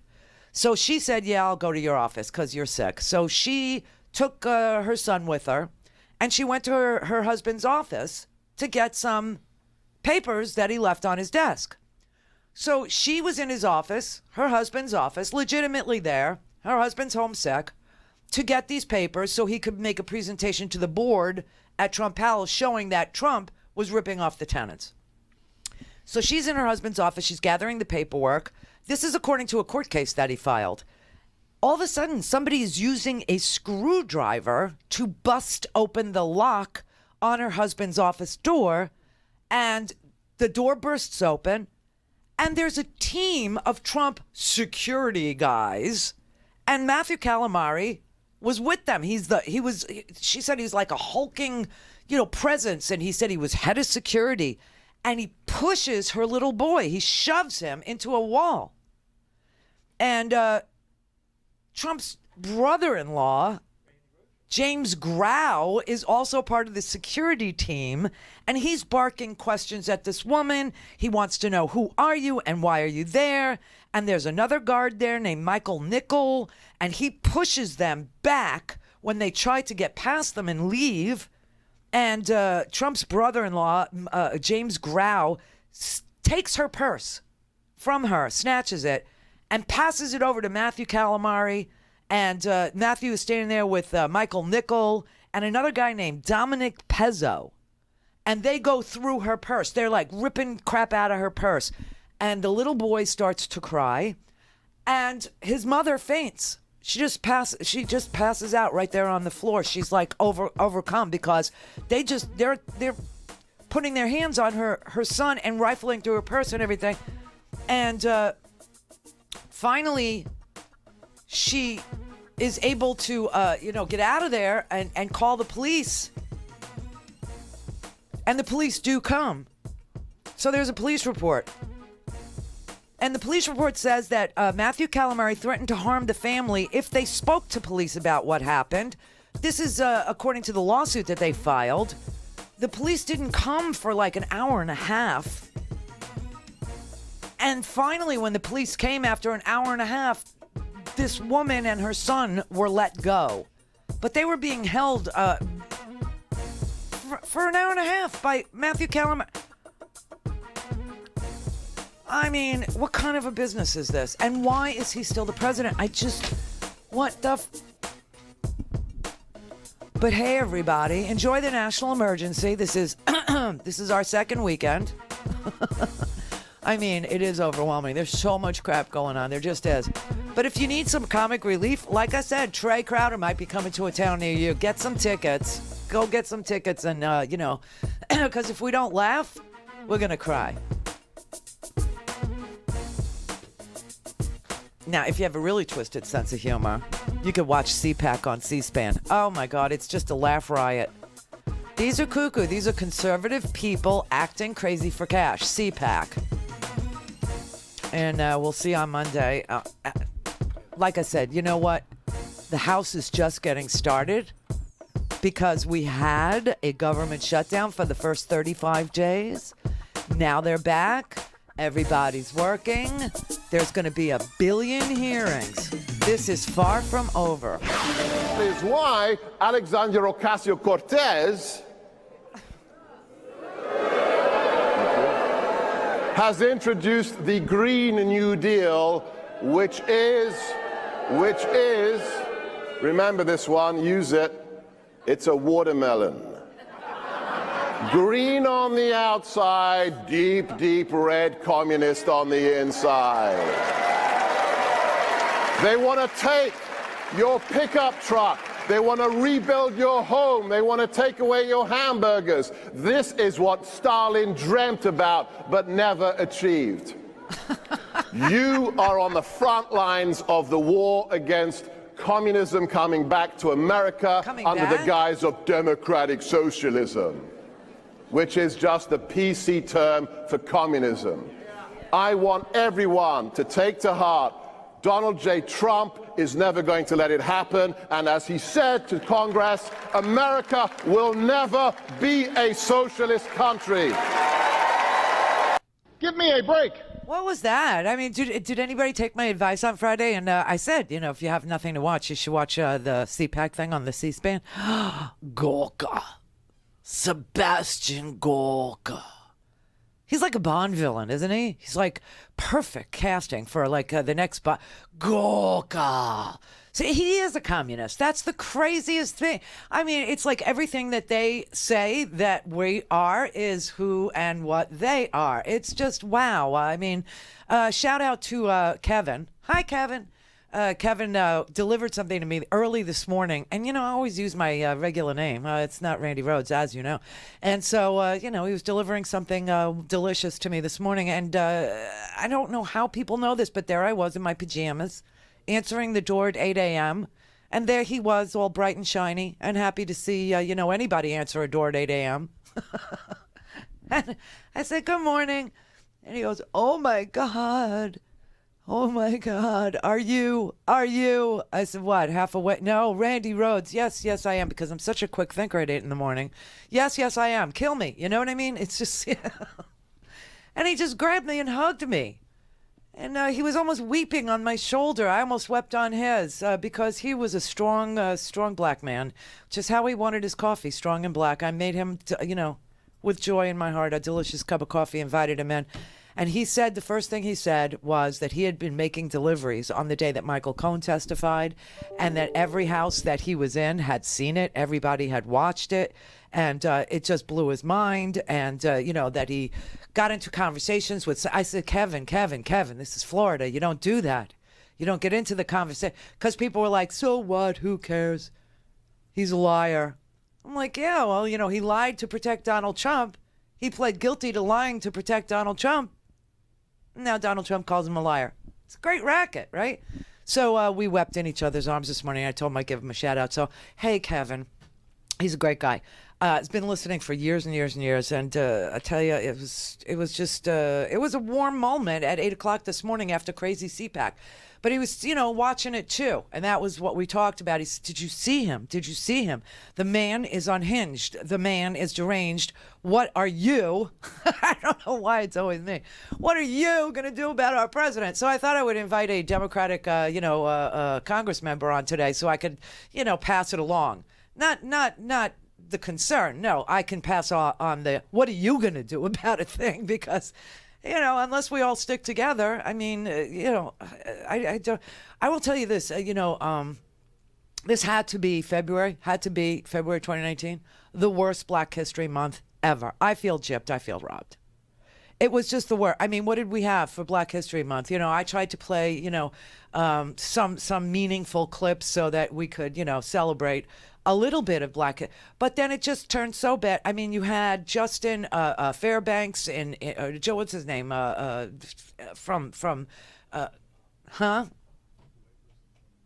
What's his name? Fairfax, Justin Fairfax. Yeah, nobody's with me. Justin Fairfax from Virginia, after Greg Northam of Virginia. We had a lot of blackface for Black History Month, and we had a lot of, he molested a girl when he was going to Duke University, and then after that, he did it again in 2000. I mean, it was a very, bad Black History. So March is already better. That's the good news. March is already better, because in March we had Selma, Alabama, 54 years later, and, it's the same. Selma, it's the same. I mean, it was unbelievable. 54 years after the brutal beating of Black civil rights, I don't even want to call them protesters, Black civil rights icons who were willing to get beat, who were willing to get on their knees, who had nothing but nonviolence in their hearts and minds, and the idea that everybody in this country ought to have the right to vote. 54 years later, we're still trying to find the right to vote. We're still, because, Antonin Scalia said we don't need the Voting Rights Act anymore. It's racism is it's so 1960s. No, as soon as they took the, it was, the case is Shelby versus Holder, okay? And it was 2013, and Antonin Scalia was the one who wrote that, racism is over in America. Why? Because we had a mixed race president, because we had a Black president. That's why. So because of that, even though you had the right wing calling him a Kenyan socialist, and now you've got Hungarian socialists, Hungarian communists calling Latina women communists. I mean, it's just such a cycle of projection. It's really kind of amazing. But Shelby versus Holder, that was the decision that gutted the Voting Rights Act and made it completely and utterly ineffective. Why? Because the Voting Rights Act had something in it called preclearance. And what did that mean? That meant that states that, typically dabble, if not swim, in the swamp of racism, if they wanted to change voting rights, if they wanted to change even the number of polling places in a district, if they wanted to change voter registration rules, early voting days, if they wanted to change the kind of ID or that you needed ID, they would have to notify the feds. They would have to tell the Justice Department before they could change any damn thing. And the Justice Department would have a look-see to see if they were doing it to surgically identify African Americans, Latinos, minority groups for voter suppression efforts. And when we did Shelby versus Holder in the Supreme Court, they said, you don't need to do that anymore. You don't need pre-clearance anymore. You don't have to pre-clear any elect. And I mean, they went to town. North Carolina, we know that they collected absentee ballots and filled them in themselves. We know that, North Carolina, we know Wisconsin added certain kinds of voter ID that would be accepted, and they suppressed 60,000 African-American votes in Milwaukee alone. I mean, it's like the biggest story of 2016 that nobody covers is, the Voting Rights Act this was the first election we had without it. So I have to say, Hillary Clinton gave a speech at Selma. She was honored. She was given a beautiful award at the AME Church, at the breakfast that they have to commemorate the civil rights activists who took beatings, all across the South. And, I mean, people are mocking her because that's what people do. It's just all they know how to do. And Twitter went crazy because Bernie went, and Twitter exploded. I don't know if it's bots. You're going to have to tell me what you think. I don't know if it's bots or if it's real people or if, people got bad information, wrong information about Bernie or about him. I don't know. But all of a sudden, Twitter exploded with Bernie so black. Hashtag Bernie so black. Now, I will say some of the things people wrote on Bernie so black, hysterical. I mean, I'm not humorless. Oh, by the way, I saw Trey Crowder this weekend. If you're in the mood, go. It's a great show. It's a really, really good show. Thank you, Trey. We were texting after the show, and he said, why don't you come back? Because I told you I'm very shy. I really, really get anxious about meeting people, in an artificial situation. And I obviously don't know him, so what was I going to do? I was going to go back and go, hi, let's pretend we know each other for 5 minutes. I always find that, super uncomfortable. Like, if I had to take you back, let's say I had a contest, which I should have done. Let's say I had a contest where I would give you Trey tickets and I would take you back to meet him. Then I would have a purpose, and it would be fine with me. I'd lead the way. I'd, do whatever I had to do. But I just didn't have a purpose, so I didn't. So after the show, I texted him and I said, great show, thanks so much, blah, blah, blah. And he texts me back. This is hysterical. Wait. He texts, how do you say that word? I'm not really sure. And he texts me back and says, I should have hollered at him. I should have come back, whatever, And he said, thank you, Randy. You should have come back next time. So I texted him, wait, what? I'm blowing this guy to get on the list. And he wrote back, you just killed me.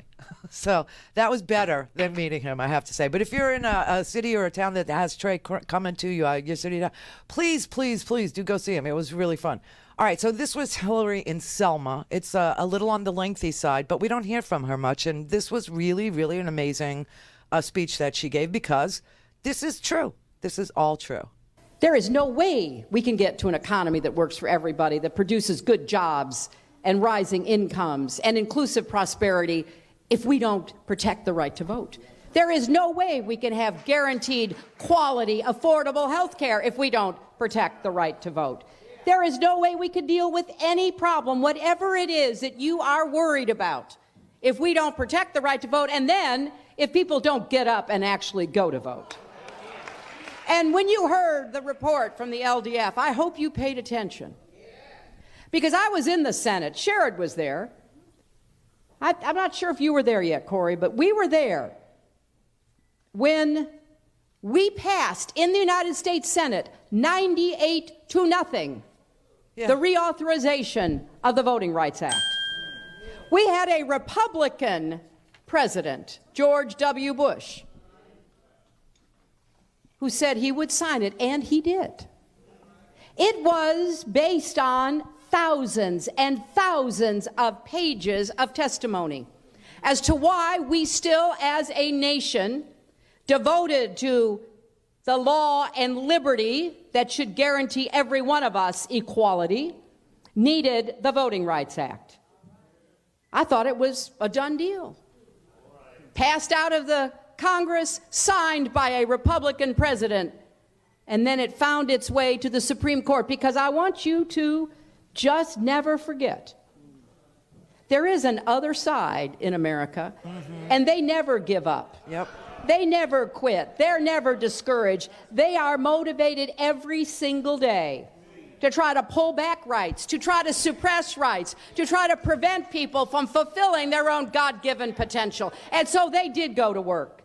And when they went to work, they found a receptive Supreme Court who came up with the most absurd decision. Yeah. There are a lot of absurd decisions, but this is, in many ways, the most absurd. The Congress is supposed to legislate based on evidence and facts, which we did, and then it gets up to the Supreme Court, and they say, you don't need that anymore.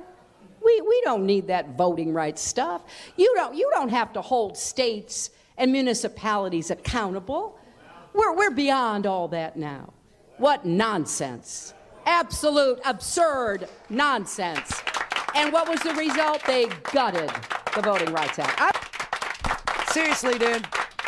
That was powerful. That was really amazing. And, of course, Twitter mocked her, saying that she was blaming her loss on the gutting of the Voting Rights Act. You know what? If she did just say that outright, which, obviously she was making a different point, but completely. But if she did say, I lost because of the repeal of the voting, because of the Supreme Court gutted the voter, I lost, she would be correct. That was another prong in the Republican playbook to spear her to death. Repeal the Voting Rights Act, have the Supreme Court do it. The next election, Hillary Clinton will run, and we will suppress the vote with crazy forms of, like Texas, your gun license is an admittable, type of ID. Student ID? No, not good. I mean, that kind of crap. She would have every reason to say that, because on top of the voting suppression that happened on Facebook and all the other tactics, that was one of them too. All things Randi at RandiRhodes.com. Go for launch. Speaking truth to power, the Randi Rhodes Show. What nonsense. Absolute, absurd nonsense. And what was the result? They gutted the Voting Rights Act. I was the first person who ran for president without the protection of the Voting Rights Act, and I will tell you, it makes a really big difference. Yeah. And it doesn't just make a difference in Alabama and Georgia. It made a difference in Wisconsin, where the best studies that have been done said somewhere between 40 and 80,000 people were turned away from the polls because of the color of their skin, because of their age, because of whatever excuse could be made up to stop a fellow American citizen from voting. So we're looking toward a new presidential election, thank goodness. Yeah. But it's not going to make a difference if we don't bring the lawsuits and win them, right? If we don't register everybody the way Stacey Abrams has been doing since 2014. I mean, just think about it. Between 2012, the prior presidential election, where we still had the Voting Rights Act, and 2016, when my name was on the ballot, there were fewer voters registered in Georgia than there had been those prior 4 years. Think about it, my friends. So we have a calling, a mission. We need to redouble our efforts for the 21st century civil rights movement. Don't just come to Selma once a year. Yep. Don't just walk across the bridge. Don't just join hands and sing. We've got to get to work. She is so right about this. This is the most fundamental right that everybody has. And the way she started this riff about don't expect to get an economy that works for everybody. Don't expect to get decent health care. Don't expect to get representation in Congress for yourself or for, working people. Because if you can't vote and they know you can't vote, they don't have to answer to you. And that is how this has gotten so off the rails. You have people who have been, fighting their whole lives to get equal protection for voters. And we almost got there. We almost did. You got to remember that, people in the, who have had this penchant for everyone voting, saying, that would be a good thing, have been beaten. And those who are on the other side who say everybody shouldn't vote have had their way with us forever. Forever. We have gone through literacy tests. We have seen poll taxes. We've seen violence aimed at people who are simply trying to get other people to register to vote. Particularly at people who try to get others to register to vote. We have now seen in North Carolina an election that was so dirty, that was so off the rails, and North Carolina was one of those states that needed pre-clearance, right? And we've seen an election so dirty that they literally went around and collected absentee ballots and threw them away if they were filled out, or filled them in themselves, witnessed them themselves, and submitted them as genuine ballots. And we couldn't even we couldn't get that election certified. We have a district, District 9 in North Carolina, unrepresented to this minute. And they would rather have it empty than they would see Dan McCready, a Democrat, take that seat. That's just a fact. And so we're right back where Selma started. We're right back where we were back in Jim Crow. We're right back there, except now we're all black. If you're a progressive, if you're a Democrat, if you believe that carbon is an issue we ought to talk about, if you believe that healthcare is an issue that we ought to talk about, if you believe in Medicare for all or single payer, it doesn't matter.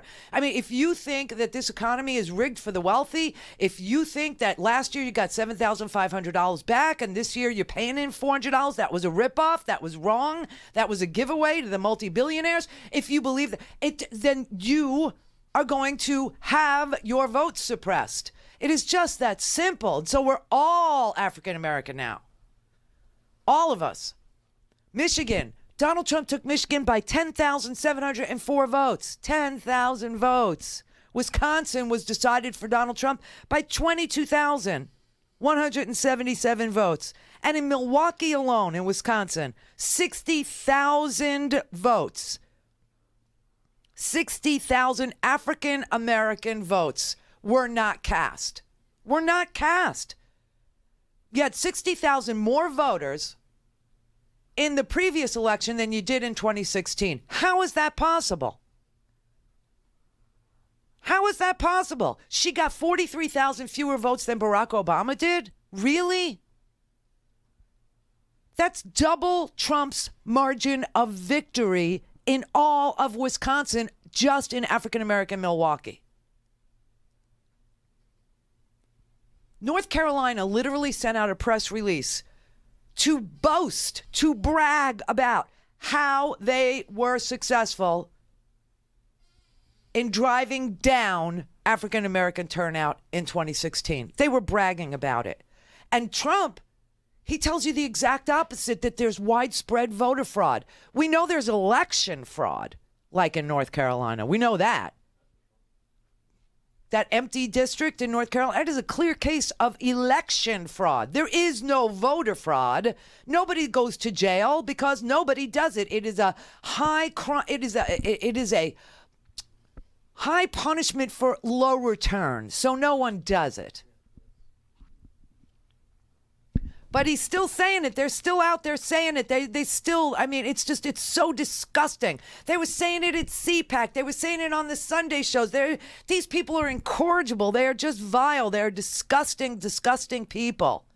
I mean, I'm stunned by how many, even though it's fewer and fewer in this country, to our credit, only 26% of this United States says that they are Republican anymore, and obviously this is one of the reasons why. They just say the most outrageous, false crap. I mean, Trump's CPAC speech was off the freaking rails. He must have just, I swear to God, either they did an Adderall drip or he mainlined it or something, man, because he was all sweaty and he talked for 2 hours, and the fact checkers, we were losing our minds. I mean, it was so difficult. It was crazy. And I'm sitting there going, is he ever going to, if he would have done that to Kim Jong-un, he would have given him his nukes.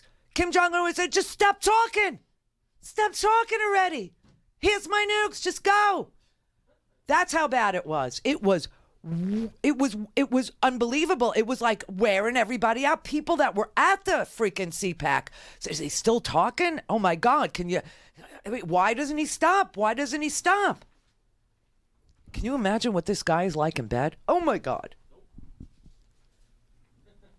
Just repeating and repeating, and everybody's tired. Everybody's exhausted from hearing him. I'm telling you, if he would have just sat there, if they would leave him alone in a room with every dictator on this planet and tell him to give a stump speech, and he went on for 2 hours like that, they would give him whatever they want just to get the hell away from him.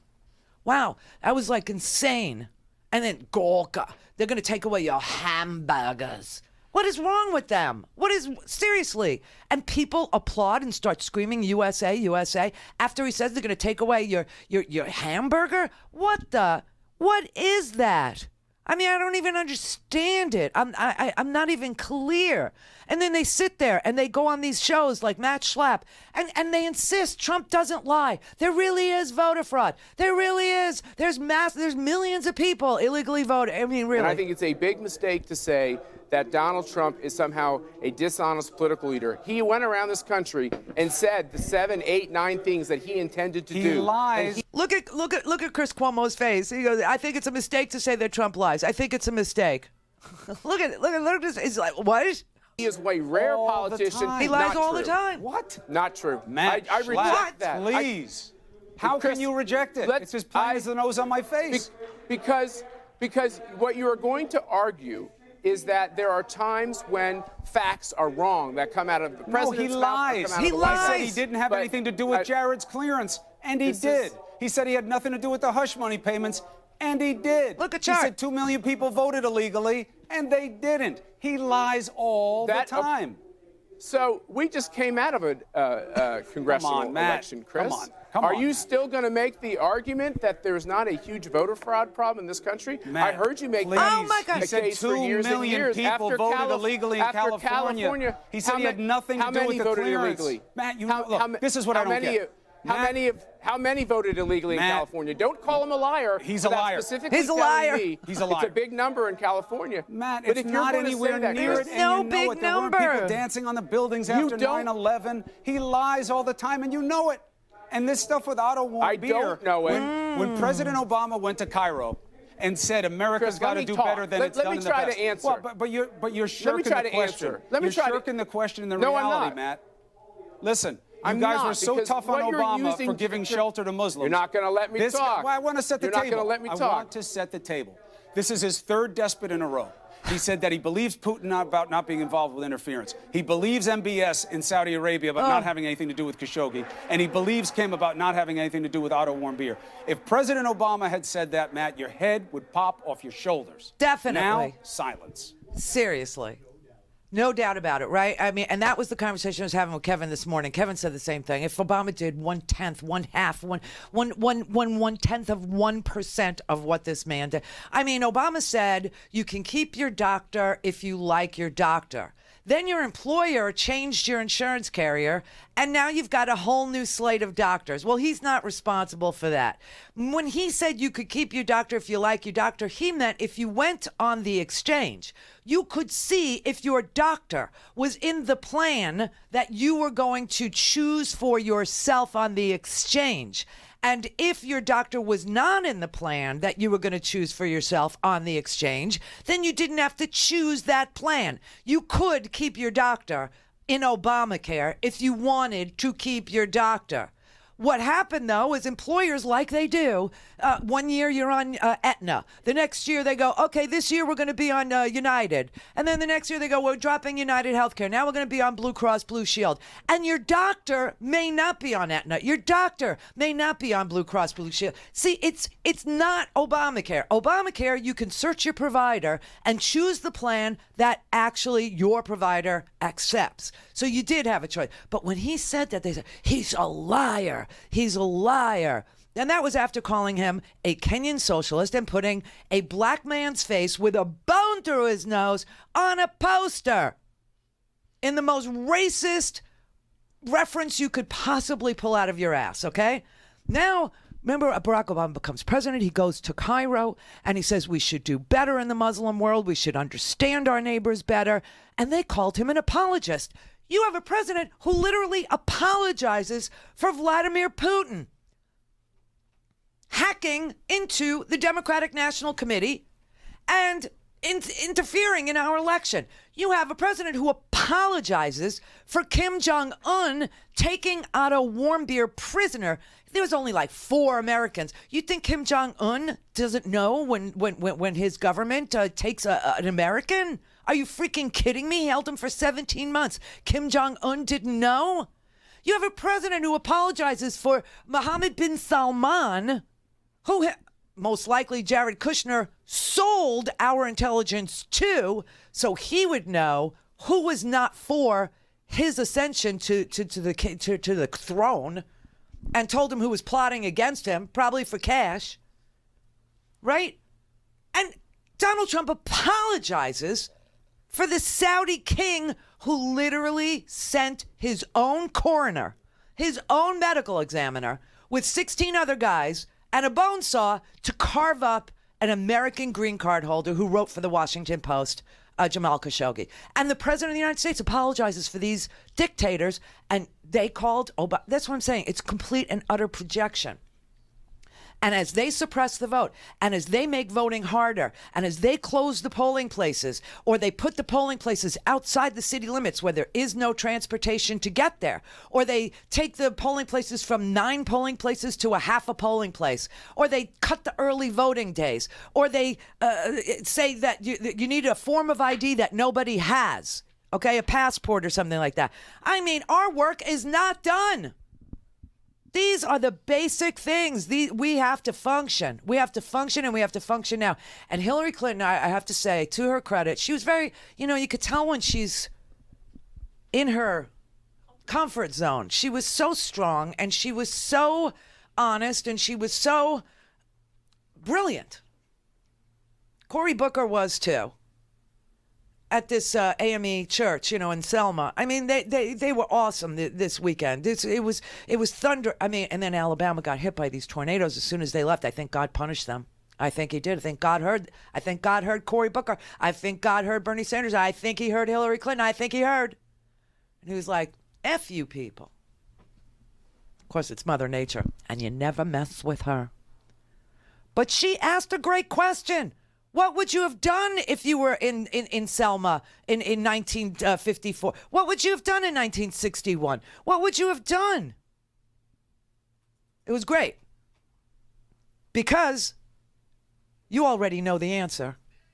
To anyone who has ever wondered what you would have done during those defining moments that we read about in history books, whether you would have risked arrest to demand votes for women, or bled on the Edmund Pettus Bridge to demand voting rights for all, the answer is what you are doing now could be as important as anything that anyone has done before.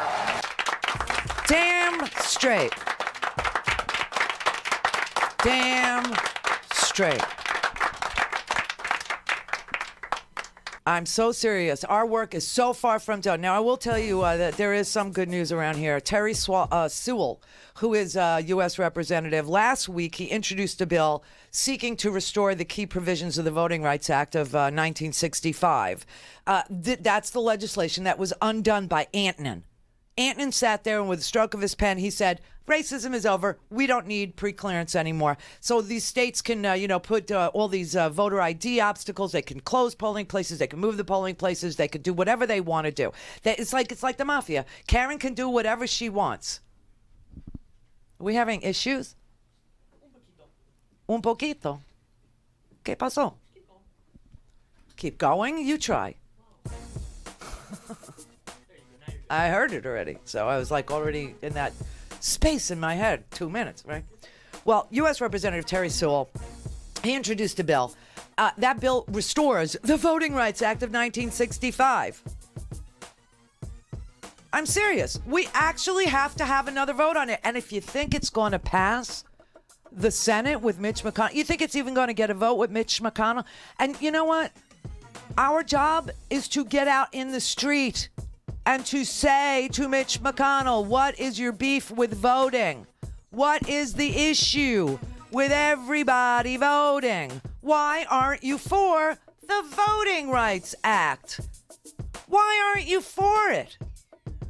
How could you be against one man, one vote? How could you be against that?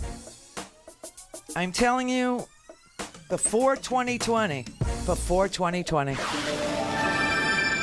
Call in, connect. To speak to Randi, call 561-270-3844. 561-270-3844. By the way, let me say I support cows. I hope to see PETA supporting the Republican Party now that the Democrats want to kill all the cows. Oh, my God. Hashtag me too. That's not something you teach them. That's something they're born with. But as far as those cows you mentioned, I've got 100 cows. You just let Alexandria Cortez show up at my house and try to take my cows away. Yes. I love cows, Jerry. They're delicious. Here's the interesting thing, though. You know, with this Green New Deal, they're trying to get rid of all the cows. But I've got good news. Chick-fil-A stock will go way up because we're going to be eating more chicken, all right? I mean, so, listen.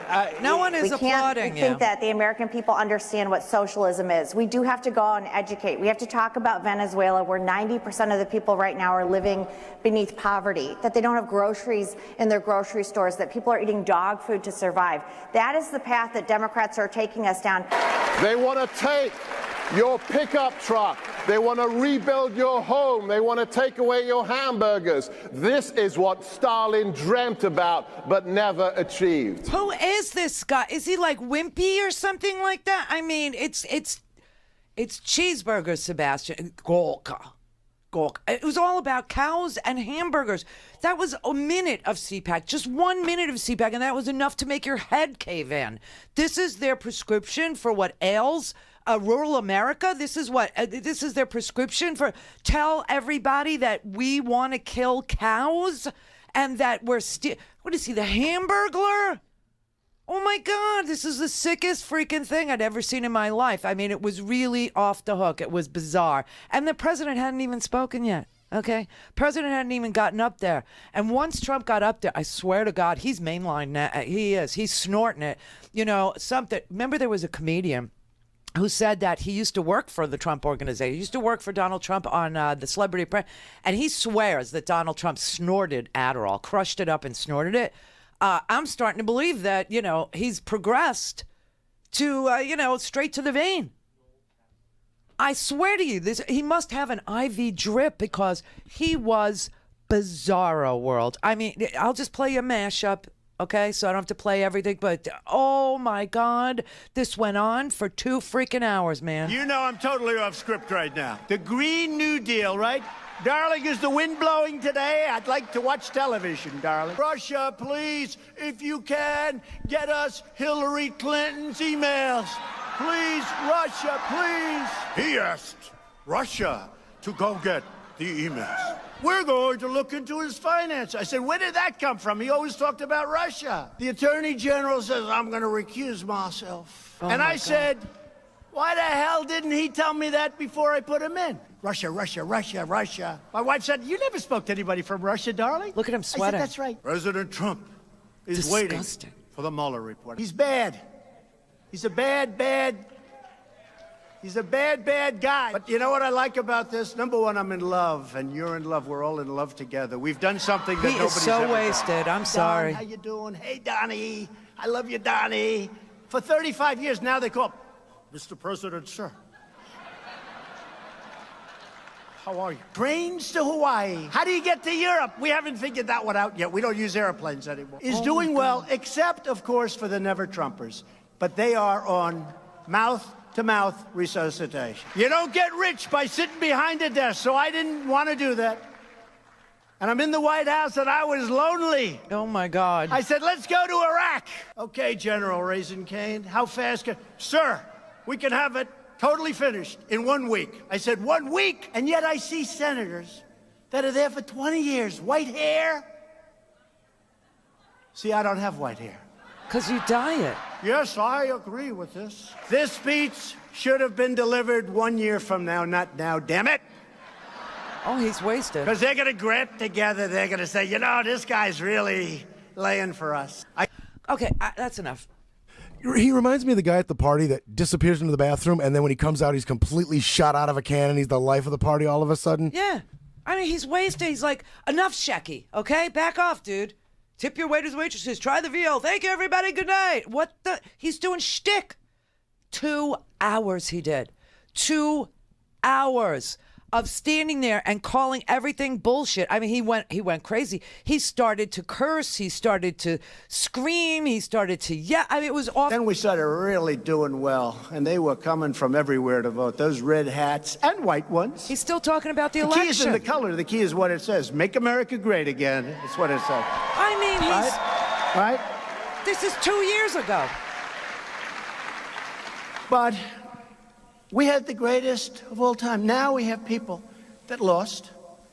And unfortunately, you put the wrong people in a couple of positions, and they leave people for a long time that shouldn't be there. What? And all of a sudden, they're trying to take you out with bullshit, okay? With bullshit. Well, that'll solve all of our problems. Thank you for saying bullshit because, now all of a sudden I'm making $15 an hour. What the hell was that? For 2 hours, he talked about himself. He talked about his election. He talked about Make America Great Again hats. He mocked Jeff Sessions' accent. He talked about, the biggest crowds again at the inaugural. He talked about the Mueller investigation ad nauseum, kept calling it bullshit, saying he was an angry Democrat. We all know Bob Mueller's a Republican. Everybody knows that. I mean, it was so off the hook. And like I said, the fact checkers, we're all sitting there, because every time he opens his mouth, you got to kind of sit there and say, okay, that's 9,001, 9,002, 9,000. 2 hours worth. I mean, there are 2 fact checks in the homework. I only put in 2 fact checks in the homework. But if you printed them out, you would deforest North Carolina, okay? Because that's how much paper it took to debunk this man on a stump speech at CPAC, which was so strange. The whole thing was so, and we should have known when Scott Walker opened it up by suggesting that we women are all a bunch of murderers. You know that? Women are secret murderers. We're serial killers too. And not only do we demand that our OBGYN kill the baby on the altar of Satan in the OR, but if the doctor, was a normal person like most of them are and says, I just can't kill anything right now, it's not what I do. I bring life. I don't. Then we'll take the baby home and we'll kill it at home. We'll kill it. How important it is today more than ever to stand up for the protection of innocent life, particularly when we see the kind of threat. And by the way, it's not live birth abortion. It's not infanticide. It is murder. If you take the baby home and kill the baby at home, it's murder. It's the same thing's true at the hospital. We are such bitches. Oh, my God. Wow, women. There's something so wrong with us. All we want to do is, create life so we could kill it, to feed our bloodthirsty needs. These people are disgusting. They are literally wicked. And Donald Trump with they're giving him birth control. And, this is what happens on the way up here. He's so bizarre. He's got these rape fantasies, okay? And everything he talks about has to do with a rape fantasy, especially when it comes to brown women. All brown women are in his head as being raped, as being tied up, duct taped, raped, shoved into vans, shoved into the backseat of a car. Of course, windowless vans. He's so specific. And then, on the way up from Guatemala, they're all being raped. This is why there are caravans. Safety in numbers, So, I mean, he was so crazy. It was so off the hook, and it was the most bizarre thing I'd ever seen. But mothers who love their daughters give them massive amounts of birth control pills because they know their daughters are going to be raped on the way up. Oh, my God. First of all, you don't have to take massive amounts. Okay? You just don't. Doesn't work that way. I mean, it was so off, and this went on for days. That's the crazy part. It went on for days. Now, real Republicans are sitting there their mouths are hanging open. They're like, oh my freaking God, in my whole life, I never thought, but the entire Republican Party is finished. It's over. It's done. Which one?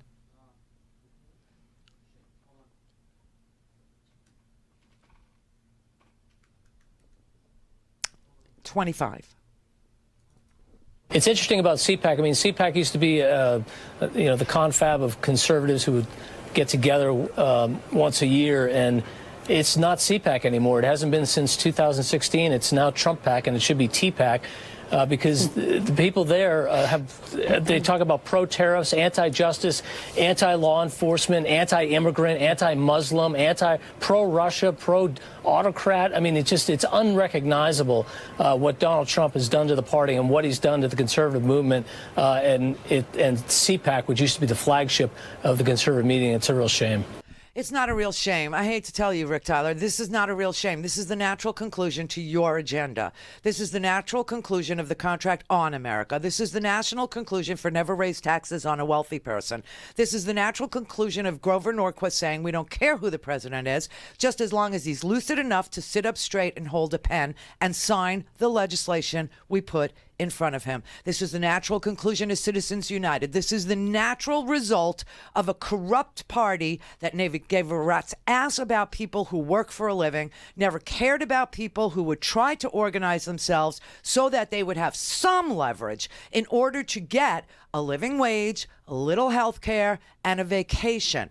Ooh, that's so socialist. Ooh, that's so wrong. Ooh, we have to kill the union. We have to, card check is the beginning of communism. Everything you ever stood for was the beginning, anything that we ever asked for as a humankind has been the beginning of the end for you. Okay? Equal voting rights, pre-clearance if you were going to surgically target people in a minority, group, in a minority, position to exclude them from voting. Everything about organized labor, everything about health care. Social Security for you back in 1935 was some commie plot. And then when we got Medicare, that was also a communist plot that was going to tear America apart, limb by limb, bit by bit. We'd all end up being communists, and then you saw communists under every single bed because people were organizing. No, I'm sorry you're disappointed. It isn't a shame. It is the natural conclusion. The actual natural conclusion of a corrupt agenda that has been bought and paid for by the wealthy, the uber stinking wealthy. This is why Amazon, $1 trillion company, paid zero taxes this year. This is why GE pays zero taxes. It's a rigged system. Donald Trump exploited it, told you it was, and then glommed onto it, which was always his intention. Now, thank God, we have a progressive caucus. I think we have about 90 members of a progressive caucus, which is insanely good. Consider that the Tea Party, who's morphed into the Freedom Crackers, have about 36 members. See, we're growing. We have about 90. And the co-chair of the progressive caucus is Representative Mark Pocan from Wisconsin. And right out of the top of the hour on the other side, he will join us. I want to make sure that everybody knows in Congress that we are still up against it out here, and that they better get serious about 2020. They better get serious about voting rights. They better pass that piece of legislation. Go to RandiRhodes.com for the whole thing and a podcast. Buy a stinking podcast.